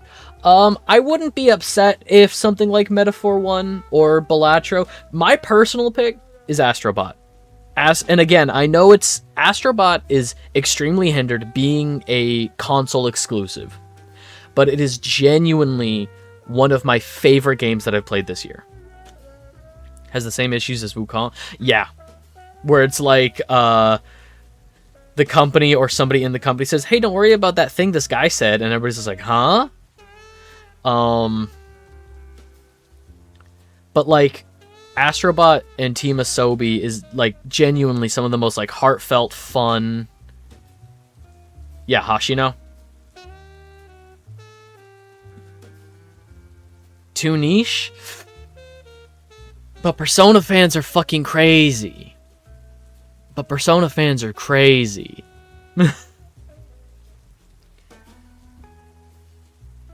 Oh yeah, like, I think Balatro is not my kind of game, but if it wins, I'm not going to be mad. You know, give indie developers their due. Astrobot is just my personal favorite that I hope the wins. Unique power of Royal Canin's the fact that it's up there is saying something for Atlas, honestly. Ask your vet about our range. I think Atlas games are fucking great. I love Atlas games. It just sucks that the guy that is in charge of most of their games sucks as a person.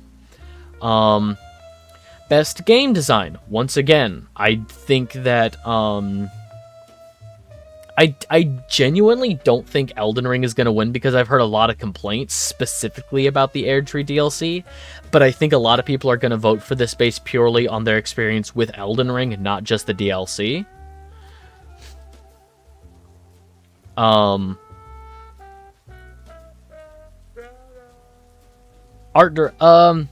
get to the other ones. I don't want to look ahead. Game direction, honestly, Balatro might get something for game direction.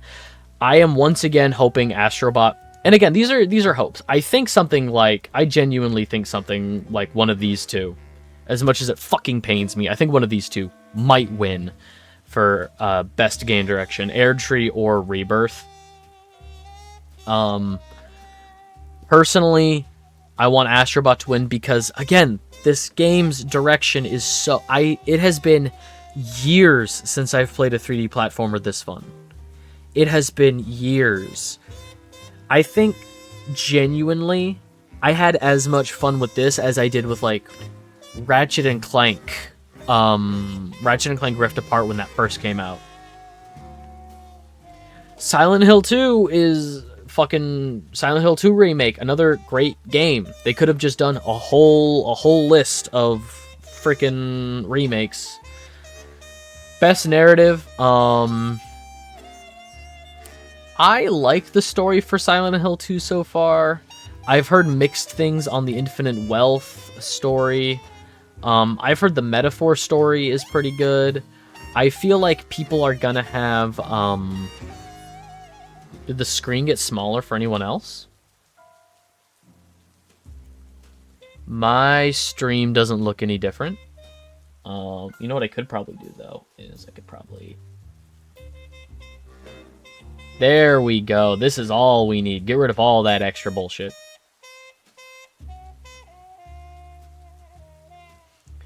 Alright,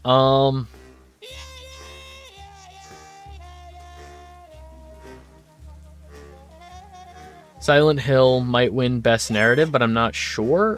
So the thing is, and fucking take a shot, I feel like people are going to have rose-tinted glasses for the Final Fantasy VII story. People are going to vote for this. It's one of those things where it's like, oh, I haven't played any of these games this year, but Final Fantasy VII, you know, Final Fantasy VII is known for, you know, having a great narrative. Having a great narrative for what Final Fantasy VII was back in the 90s. Gross Twitter demons. Whatever her... yeah. Oh my god. There's a really, really fun little Easter egg in Silent Hill 2 Remake where you break into a hotel room with Maria, and you go into another room, and when you come back out, she's like digging through the closet in this hotel room, and she pulls out her outfit from the original Silent Hill 2 game, and she's holding it up, and she's like, hey James, what do you think? What do you think? Would I look good in this? And James, being a married man, he's just like, I don't... Sure? And she's like, nah. And she, like, puts it back in the closet. And I thought that was such a fun little Easter egg. Not best score music? The glasses are so rosy, practically cataracts. Yeah, so, basically, I think people are going to vote for this one based on the story of Final Fantasy VII Original, not the story of Final Fantasy VII Rebirth, which they've expanded on so much, and it's not that it's a different game at this point, but they've just added so much that it is, I would say, a different narrative to base on. But yeah, I think a game like Senua's Saga would be really cool, but again, that's me going off of how well received the original was. I don't know if the sequel's story was as good. Anyway. I've heard some of those theories. I wouldn't be... Basically, I would like Metaphor to win, because it's an original game. Biggest general complaints seen from horror remakes. No gooning to victims in Silent Hill. Can't look up Ashley's eyes. Just gender neutral. God forbid gender neutral bathrooms in Dead Space. God forbid space. God forbid space knows no gender. Anyway, I would like Metaphor to win because, you know, it's an original Metaphor, or any of these three, I guess I'd be happy with. But I just don't know their stories. The stories that I do know are, like, the remakes. But, like, of the things that I've played, Silent Hill 2, I guess. But it's a remake. The story's been done. Anyway. Best art direction. Once again, Metaphor just looks really nice. Neva is beautiful. I wouldn't be surprised. Again, coming from a smaller studio, I would love if Neva won. Coming from a smaller studio, I would love if Astrobot won. Thinking logistically, why would you waste precious materials making separate washrooms? Obviously expensive space station. True. Fair. But yeah, Neva is beautiful. I would love if Neva or Metaphor won, because, like, stylish like all Atlas games are. Neva is just a beautiful game. But I wouldn't be surprised if people are like, oh, high fidelity Black Myth or Elden Ring, just because, you know, best detail look pretty. You know, it's one of those things of like realism over like a stylistic choice. Probably aliens in Dead Space. Certain points impractical to separate. Best score in music. Again, I'm going to keep singing the praises of this game. Astrobot, I think, does everything great across the board. I don't think Astrobot has the best score in music of the year, but it is so fun. There's a level where basically legally distinct the Deku Tree, the Great Deku Tree, is singing at you as you're climbing up its tree branches. Oh, it's so bouncy and fun. I love the soundtrack so much. I'd hate to be an advertisement actor. Ads are so cringe.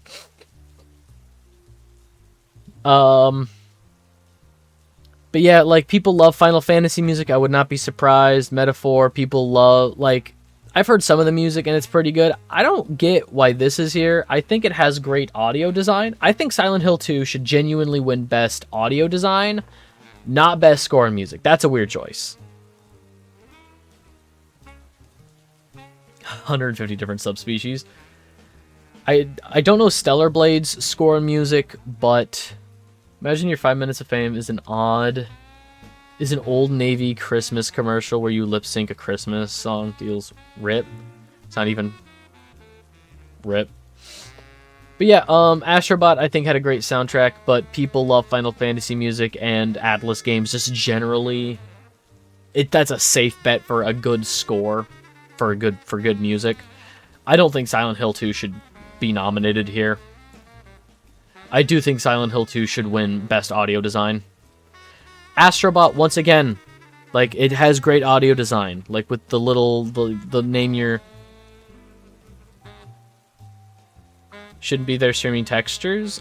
This isn't. Do you have to stream? No, this is just like for audio design in Call of Duty. Which I've heard that the sound design for Call of Duty for Black Ops 6 is actually really good. It sucks. But do you have to stream it? Not as far as I know. It's too bad her Celebrate is Hot Lady good rather than anything that might be interesting. Yeah, like, and that's kind of why I want to play it, is because it's been out for months and I still don't know that much about it.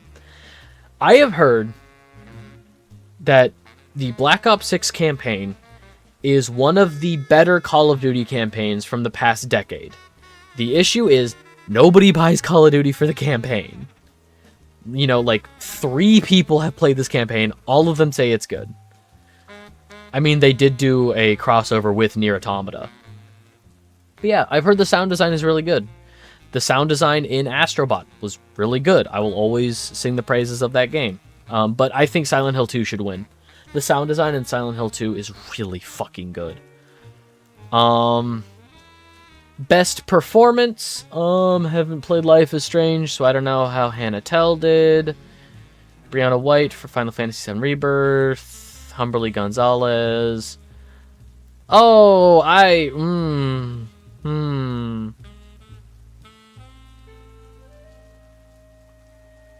Yeah, Atmospheric Horror, 100%. Here's the thing. I think it's fascinating that Luke Roberts is being nominated for Silent Hill 2 because I think he's a little goofy. I think his performance as James in Silent Hill 2 is a little silly. He's the main character in Silent Hill 2. He plays the main character. James...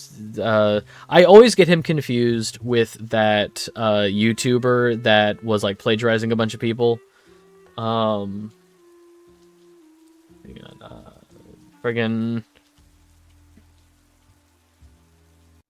so his name is Sunderland.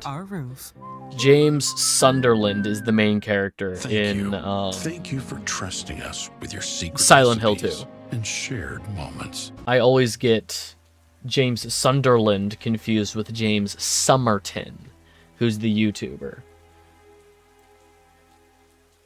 Where are the ads coming from? The music. The music that I have up. Yeah, I have, yeah, no, it's my music. I have, this is a 2-hour-long thing of, like, Grim Fandango ambient music. Fun fact, the original James Chamberlain actor, his daughter originally came to audition for the role of a young girl. They didn't hire her, but saw her dad offered him the part. Aww.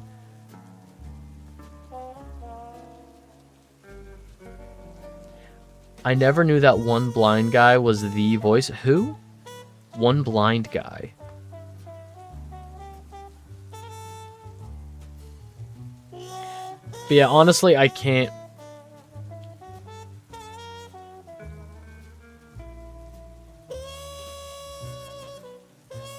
Who does movie ads? I only know the original.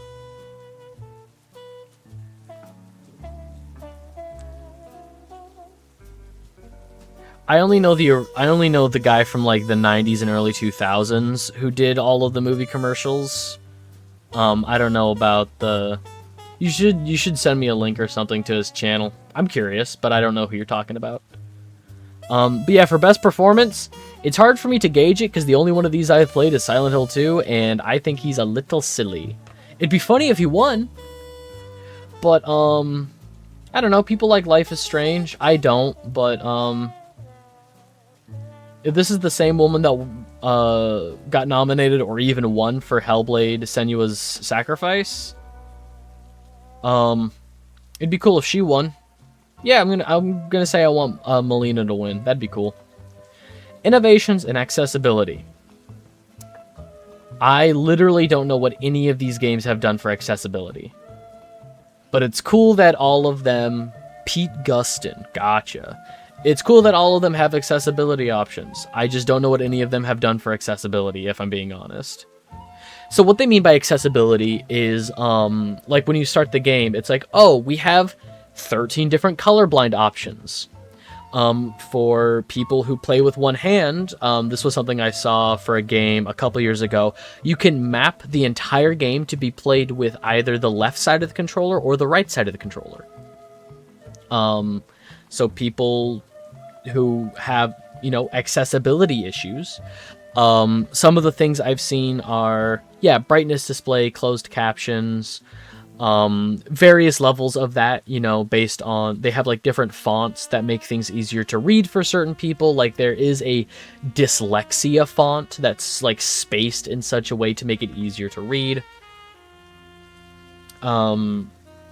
Brightness displays, one of the ones in Silent Hill 2, and this was something in, bear with me, Hogwarts Legacy, where the environments are so detailed, it's hard to tell what you can interact with. This is something that was in Hogwarts Legacy and is in Silent Hill 2. It makes the whole world grayscale, and then, like, you as the player character are highlighted blue, enemies are red, and then things you can interact with are like yellow or green. So all of these accessibility things were after... No, not Hog of War, Hogwarts Legacy. But yeah, this was an accessibility feature in Hogwarts Legacy because it had such like large detailed environments. Work for Warner Brothers, that's punishment enough? Yeah. Which, that's something I didn't bring, but there's an initiative of, Stop Hogwarts Legacy 2, which I don't want to get into, but that's just an initiative that's out there, but I don't want to get into it. Fuck, some of the old games were so clunky. Hard, how the fuck? True. Games for Impact. It's gotta go to Zao for me. It's cool that these games exist, like Senua's Hellblade 2. It's cool that that exists. Neva, beautiful game. Tales of Kenzera Zao made me cry. It's such an impactful game for me. I think it's such a deeply personal story that people did not give a chance just based on presentation. And I mean, the gameplay I don't think was groundbreaking. I think it was fun. Yeah, I think that would be super cool.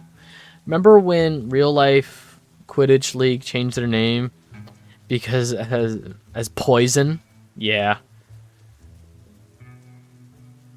Normalize being African, please. Exactly, and that's what the story was. The story was about Abubakar Salim, the director and founder of the company. He wanted to like get back in touch with his Swahili heritage after, I believe, and again, I don't want to speak for anybody's other experiences, but I believe it was after his dad passed away, and like I think his dad passed away the same year his child was born. So, like, this was a super... And, like, there's another one that they're working on. I talked about it last month. They have another project. They have another project, but Ubisoft is not bankrolling this one, so they put it up on... Or they're going to be getting some kind of crowdfunding thing going. I will play the next one, too. It looks... It's like an isometric... It takes place in the city that we see at the beginning of Kensera. Yeah, this game, in terms of games for impact, 100% Zao. Please, and here's the thing. If Zao wins this award, and if they are a award-winning company, maybe more people would want to work with them. More people would want to bankroll their games. Best ongoing game. Helldivers 2 until Sony nuked it. Diablo 4 is kind of dead. Destiny 2's oldie but a goodie for a lot of people. Final Fantasy 14, oldie but a goodie. Fortnite is doing new things, I guess. I don't know. Helldivers 2. People like that one. Helldivers 2. Best community support. Baldur's Gate 3. I think Baldur's Gate 3 genuinely gets a lot of fun fan mods, you know, in terms of actual community support. I really like a lot of the mods that I see coming out for Baldur's Gate 3. Oh yeah, 100%, if Sony hadn't taken it behind the shed. Best independent game. This is where I think Balatro would win. I'm pissed that Tales of Kensera Zao is not here, but I think the reason it's not nominated for this is because it was published by Ubisoft. I think. But yeah, this is where I think Balatro would win. If Balatro does not win Game of the Year, Balatro is going to win Best Indie Game. Even though I personally prefer games like UFO 50, Neva, Animal Well looks really cute. Like a more violent Roblox. Best Debut Indie Game. Ooh. I've heard really good things about Pacific Drive. It's on my list. It's on my short list. Again, I think Balatro. The Plucky Squire is really cute and really fun. I would highly recommend people check out the Plucky Squire if you can. Very cute, very fun game. Best mobile game. Again, Balatro would be very funny, but I think something like the Pokemon TCG Pocket. Manners Lord is the only one I haven't heard anything about, but if you've heard good things about it. Zenless Zone Zero might win because it's by Genshin, the Genshin company. Can't remember their name, but that's like their new one. I would not be surprised if the TCG Pocket won. I would like something like Balatro to win. Yeah. ZZZ would make the most sense. I would like Balatro to win. Best VR AR. I know nothing about these. I like Metro games, though, or Arkham Shadow. Asgard's Wrath 2, maybe, because I've seen a lot of people behind the development of that game, and that just looks like a game. This doesn't look like a cash grab kind of game. It looks more generic than anything else, but a lot of the people behind Asgard's Wrath 2 seem to really care. Yeah, like I've heard this was actually pretty good for an Arkham, because there was already an Arkham VR game that wasn't that good. But I like Metro Awakening. Or I like Metro games, so Metro Awakening, sure. Best AR Pokemon Go for real.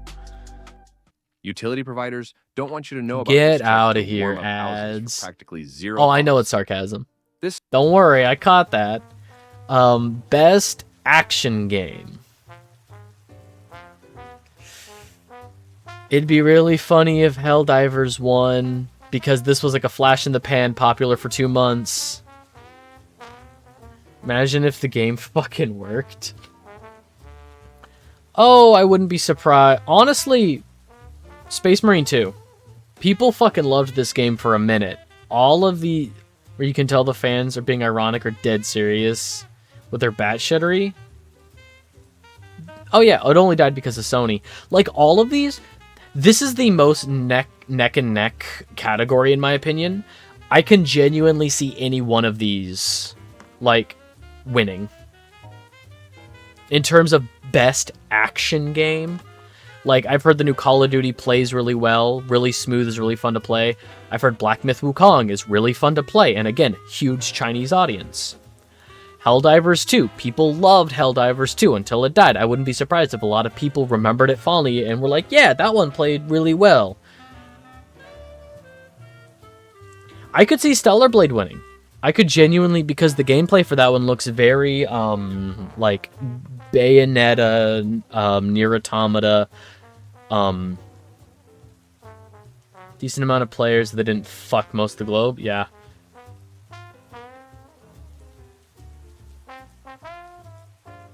Oh yeah, no, Nintendo's Patches was actually showing me last night. He's still been going through the Game Freak leaks. Ever since, according to some of the emails, which again, the emails were taken down to protect people, which I get. Ever since X and Y, Nintendo has been shipping things when they're not finished, and they've been scrapping a lot of cool new mechanics that would be like 80% done, like almost completely implemented. Ads. Oh wait. Best action adventure game. Silent Hill 2 is a weird one. All good. Echoes of Wisdom looked fun, and then I hear Nintendo kicked a puppy or something. Yeah, and that's how it always is.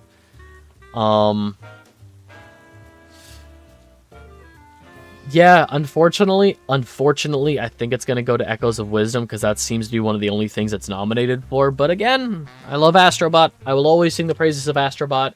Anything that Astrobot wins, I think is worth it. Best RPG. I was right. They released... No. I'm fucking backwards. This entire time, I've been conflating Dragon's Dogma and Dragon's Age in my head. Like Dragon Age Veilguard. These are two different games. I've just never played either of them, so I don't care. That's been my issue. Okay. Best RPG? Get out of here. Erdtree, get out of here. Final Fantasy honestly, probably one of these two. One of these two JRPGs. I heard somebody complain that there was a JRPG that they liked that wasn't nominated for Best RPG, and they were like, man, Jeff Keighley, welcome back. So just what I was going to say about Nintendo and Game Freak is apparently there were some internal emails that said that Game Freak doesn't care about innovating on their franchise because they'll know people will just buy anything. So people will, like, internally, they'll start working on a really cool mechanic, and then a higher-up will be like, hey, it's Pokemon. We don't need to reinvent the wheel. Don't worry about it. Like, apparently, in Sun and Moon, after you beat all the trials, like in the post-game for Sun and Moon, there was going to be a mechanic where you could set up gyms on the islands. And there was only like 3 or 4 NPCs in the whole game that you could not recruit to be gym leaders. And what it would be was you could set up the gyms. You can do like inspections on the gyms by battling the trainers. If you beat all the gyms, a special event would trigger. But you could basically set up a whole new Pokemon game in Alola as the post game for Sun and Moon. By setting up gyms, talking to any trainer that you had fought, like any trainer. Like, it could have been a huge, cool thing. And then Nintendo, I think it was internal at Game Freak, some higher up at Game Freak said, hey, it's Pokemon. They'll buy it anyway. Don't worry about it. Which sounds really shitty to me. And then there's just like tons of internal documents where it shows like concept art versus the final product, and it's just super not. The Drive Safe and Save app can help. And it's just super not like the same, you know. Like there's that very famous one of like the X and Y Victory Road, and it's like this huge, beautiful, ornate building, and then what we got in X and Y was a tunnel. It's fine, you know. Like that's just, you know. That's just what I'm hearing, because I've seen the documents on the Alolan gym trainer stuff. Like that would have been really cool. I've seen the documents on that. It was very far along. Suffering from success, I guess, or just being, because here's the thing. I do remember when I was playing Balan Wonderworld, specifically you and I had a very big disagreement, Mew. Because what I thought was happening was crunch. Being that Pokemon is the biggest franchise ever, they want to keep a consistent schedule, so I thought that the people at Game Freak were suffering from crunch, and that's why they were shipping games that were substandard. And you were very adamant that they were just lazy, and they were phoning it in, and I remember we had a disagreement. I didn't want to fight about it, but I would like to apologize, because I've learned new information, and I'm changing my opinion. I 100% think that Game Freak is just getting too lazy, and even though I had fun with X and Y, I had fun with Scar Vi, like I had fun with Pokemon games every now and then, but like 100%, I do think that they are just getting really lazy. The best term is that they are resting on their laurels. They have made the most successful thing ever, and now they don't care. See why people make a Gardevoir came from it. Yeah, they are resting on their laurels. Anyway, best RPG. I saw somebody complain that like, oh, Jeff Keighley doesn't understand JRPGs. This JRPG I like was not nominated for best RPG. And like, all of these are JRPGs. What is bro talking about? Yeah, no, I just feel bad because that felt like that was like a weird contentious thing, and I was worried. I wasn't worried enough that I needed one, or as I told you so. All good. Yeah, no, just it's that specifically has like stuck in my head as a moment of like, ooh, that was like, I feel bad for shutting down that conversation because that conversation was getting heated. Heart Gold, Soul Silver, they wanted to do more, couldn't fit it. Now they have the space and just won't.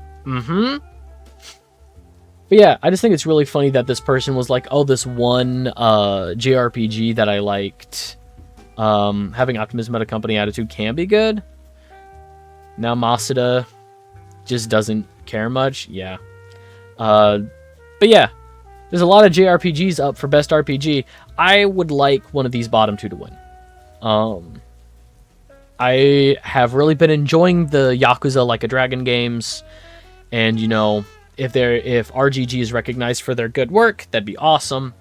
And same with like Metaphor ReFantazio. Like, as much as Atlas loves to milk Persona 5 with 8 different Persona 5 spinoffs, Metaphor looks refreshing. It looks like a breath of fresh air for the formula.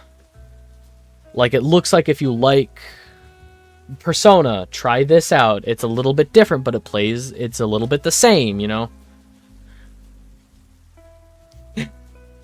Yeah. Pachinko. Best fighting game. I have no stake in this. It'd be really funny if Multiverses won. Marvel vs. Capcom Fighting Collection. Again, it's just a collection of old games that already did well. Tekken 8, maybe? Tekken 8 is the most, like, normal, in my opinion. Like, this is a traditional fighting game. It'd be really funny if Multiverses won, though. Big lack of anything else? Yeah. Best family game. Again, I will say it every time.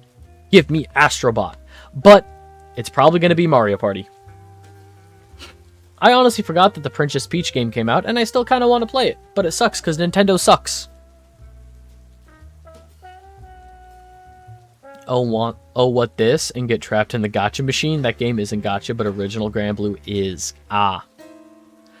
Yeah, I think best family game is going to go to the Mario Party, but I mean, like, Plucky Squire is fun. It's not multiplayer like Mario Party is, but, you know. Yeah. Princess Peach was charming. It looks so good, but again, Nintendo bad. I'll wait till I can find it at my locally owned secondhand game store. Best Sim Strategy Game. I have not heard anything about any of these. Unicorn Overlord, I know what I've seen this game around, it just doesn't stick out in my head. Really? Unicorn Overlord? Really? Oh, because it's Vanillaware, that's right. Yeah, no, I now understand. We've talked about Vanillaware before. I understand. Personally, just because I've heard great things about the original Age of Mythology. Again, I know it's a remake. There's just so many, like Frostpunk 2. I've seen Frostpunk everywhere. This is not my kind of game. The only one of these games I can say I enjoyed, like sim strategy games, is Stellaris, and that's because I was playing it with friends. Hearts of Iron 4, but again, playing it with friends. All of these games I do not care about.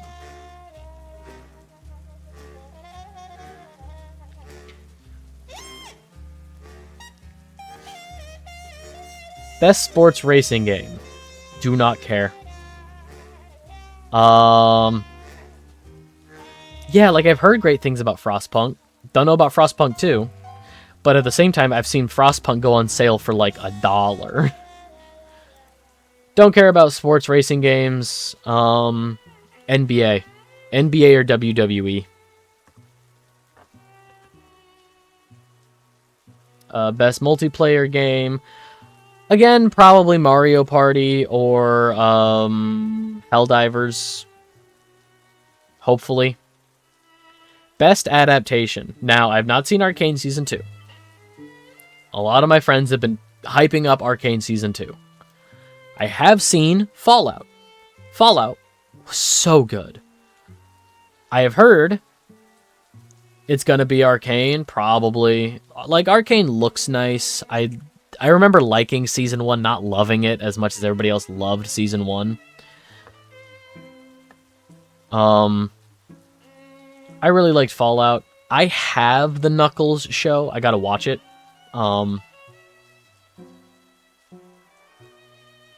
Like every individual, not just generally speaking. I have heard from Risen that the Yakuza show was not good, which is a shame. I'm still probably going to watch it, or at least try it.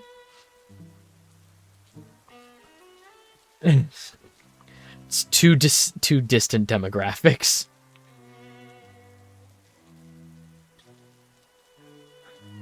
It sucks because I have heard more people complain about the Tomb Raider cartoon than I've heard people talk about the Tomb Raider cartoon. I do want to watch this as well, but I also don't know what it's about. I'm sorry, am I hiding behind the mic? Can people not see me? Am I hiding behind the mic? I'm sorry about that. Non-gamer gays turn to game of the year just to vote for Gay League. Yeah. Most anticipated game. Is it called On the Beach? Not just Death Stranding 2? Weird. Oh, Metroid Prime 4, Monster Hunter. It's probably going to go to Monster Hunter Wilds. Being realistic, it's probably going to go to Monster Hunter Wilds. Me, personally, Ghost of Yotei. Which I think is honestly the lowest one out of... I think it's going to get the least amount of votes on here. I think it's going to be like... Monster Hunter Wilds, Grand Theft Auto, Death Stranding, then Metroid Prime 4, and then Ghost of Yotei. Maybe swap Death Stranding and Metroid Prime 4. It's top gay products and programs of the year. Content creator of the year, don't know any of these people, so I don't care. Best esports game, don't care. Best esports athlete, don't care. Is that all of them? Cool, that's all the ones I care about.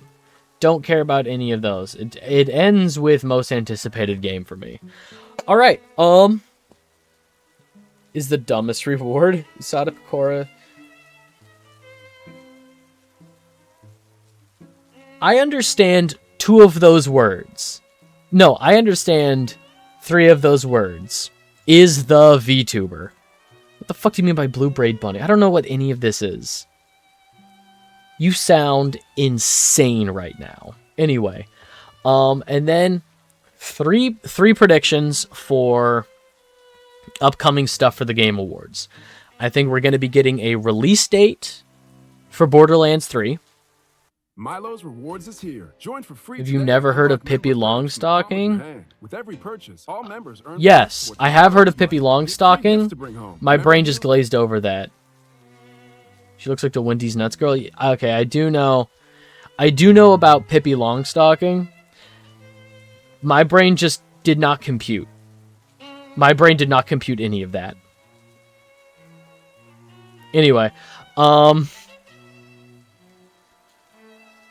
for my 3 predictions, I'm also going to write these down so that I can be held accountable. Let's erase that so I have space to write. Google who these people were, breaking it down for you. Appreciated. All right. So, I think we're going to be getting a Borderlands release date. See shorts of him being made. I think Queso is that fat guy. That's all I know. Oof. Ah, shit, drop my pencil. All right. So I think we're going to be getting a Borderlands release date. I think that's going to be a more definitive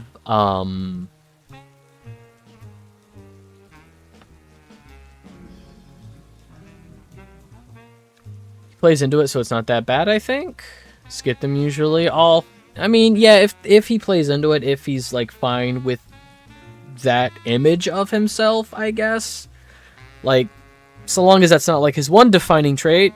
So yeah, I think we're gonna be getting a Borderlands 4 release date, and then something that we know, not necessarily a release date, but something that we know is happening. Are we? Most anticipated.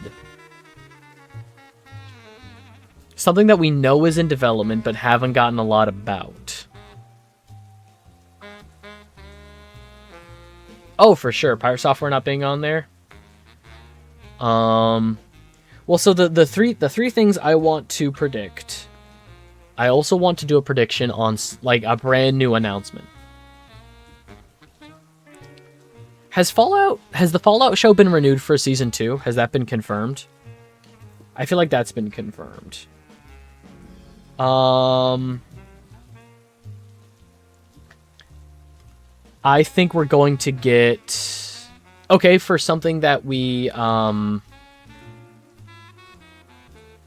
For something that we know is coming, but don't know a lot about, I think we're going to get more on Insomniac's Wolverine.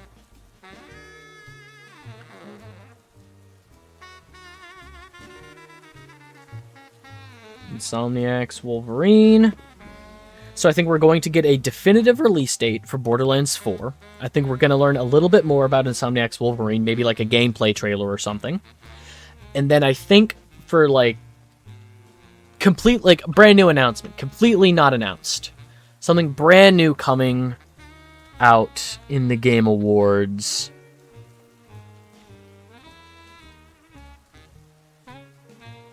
I think we're going to get a new announcement of a show. Like a new adaptation for a show.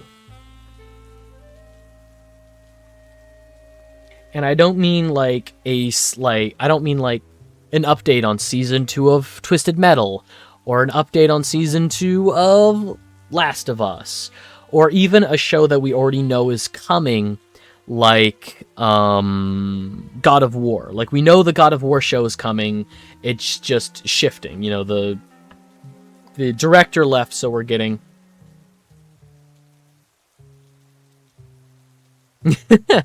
Alright. So yeah, I think that does it, actually. I think that's everything I wanted to cover for today. So Feel protected how everything is playing out currently, what's gonna happen is we are, oh my gosh, get out of here. I have a hard time thinking and speaking while other people are talking right in my ear. So, like, trying to formulate my thought while an ad is going is fucking impossible. Let's look at the schedule for the month. So, on Mondays, oh, that's misspelled. That's fine. So yeah,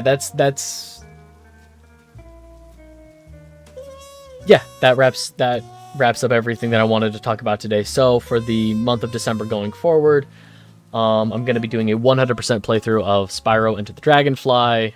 We made really good progress, and I'm excited. Yakuza 0 is probably at least going to take the rest of the... excuse me. It's probably going to take at least, like, the rest of the year. Well into January. That's going to take us well into January. I'm going to be starting Cosmic Wheel Sisterhood on Wednesday. Thursday is the surprise. And then I do want to say so this Thursday is going to be the surprise. Next Thursday is going to be the Game Awards themselves, and that's going to be the stream on Thursday is the Game Awards. We might play something beforehand, just because I don't think the Game Awards start until 12th. So this Thursday, the 5th, is going to be the surprise. The next Thursday, the 12th, is going to be the Game Awards, and we might play something... Like, I might play something beforehand, because that stream would not be starting until... We could versus in Suika? We could. Oh, that's cool. I would need to... Would I also need to get online? Yeah. We'll find something if we want to play something together while we wait for the Game Awards. I could. So yeah, so this Thursday is the surprise. Next Thursday is the Game Awards. But the Thursday after that, the 19th, there will not be a stream.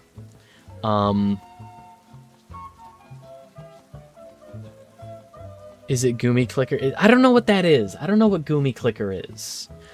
You keep asking, the fuck is Gumi Clicker? Oh, the Pokemon Gumi. Okay. No, it's not that. What? No, it's not that.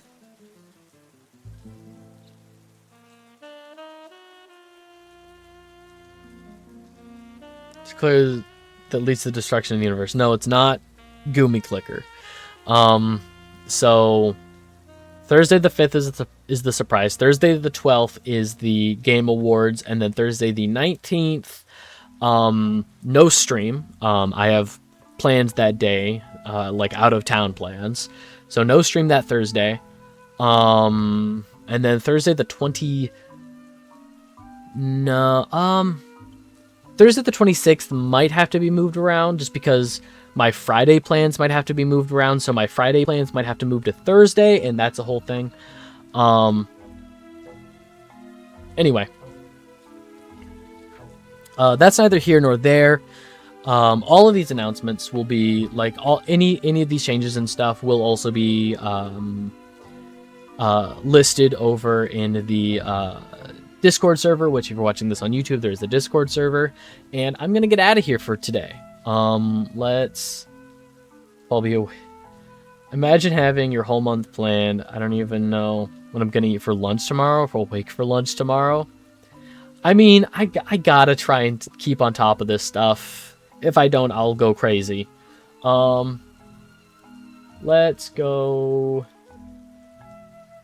I'm just gonna drop socials there. I want to thank everybody for hanging out.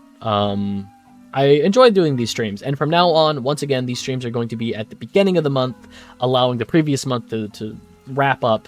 So the next one of these will be January 5th. January 5th, first Sunday of the month in January is when we'll be doing this next. And if you want to know when I go live, you can follow me on Twitch. It's free, it's easy. At 150 followers, we'll be playing Akiba's Trip, and then at 200 followers, Bubsy Paws of Fury, I think is the name of the game that I bought.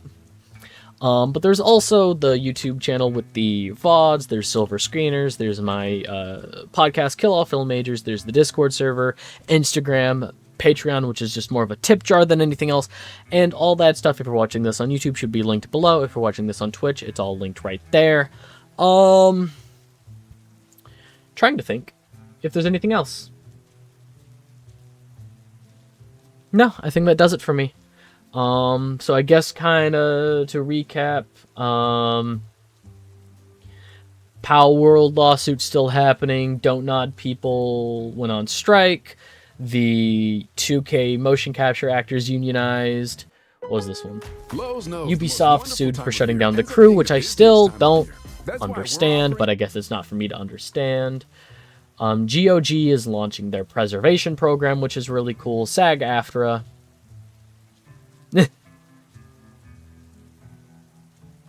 Yeah. SAG-AFTRA announces a new agreement for game localization. Again, this is protecting more actors, which is a good thing. Get out of here. Sony is trying to acquire Kadokawa, but I don't think it's for From Software. I think it's for all of this anime that Kadokawa owns. This is publishers talking about, not owning old games, which is bullshit. The PlayStation 2 has sold 5 million more units. It's still the best-selling console of all time, which I think is really funny. Steam's lawsuit for their majority share in the market. Motorim, which looks a lot like Horizon. And then Game Awards, which we'll talk about. Also owns Spike Chunsoft. But again, it's not... Again, I don't think it's for that. I don't think it's for their game companies. I think Sony is suing, or not suing, I think Sony is acquiring them for their anime. Just because Sony has such a large claim, with Crunchyroll and Funimation. Anyway. Yeah, Sony anime. Alright, I'm gonna get out of here. So yeah. All the socials should be linked there. All the socials should be linked below on YouTube. So I'm gonna get out of here. No more Ishozoku reviewers. Yeah, you too, Arrow. Alright. Yeah, later. Be good. Be kind. Treat people the way that you would want to be treated. And I'll catch you on the 12th for the Game Awards. And of course, a bunch of streams between then and now.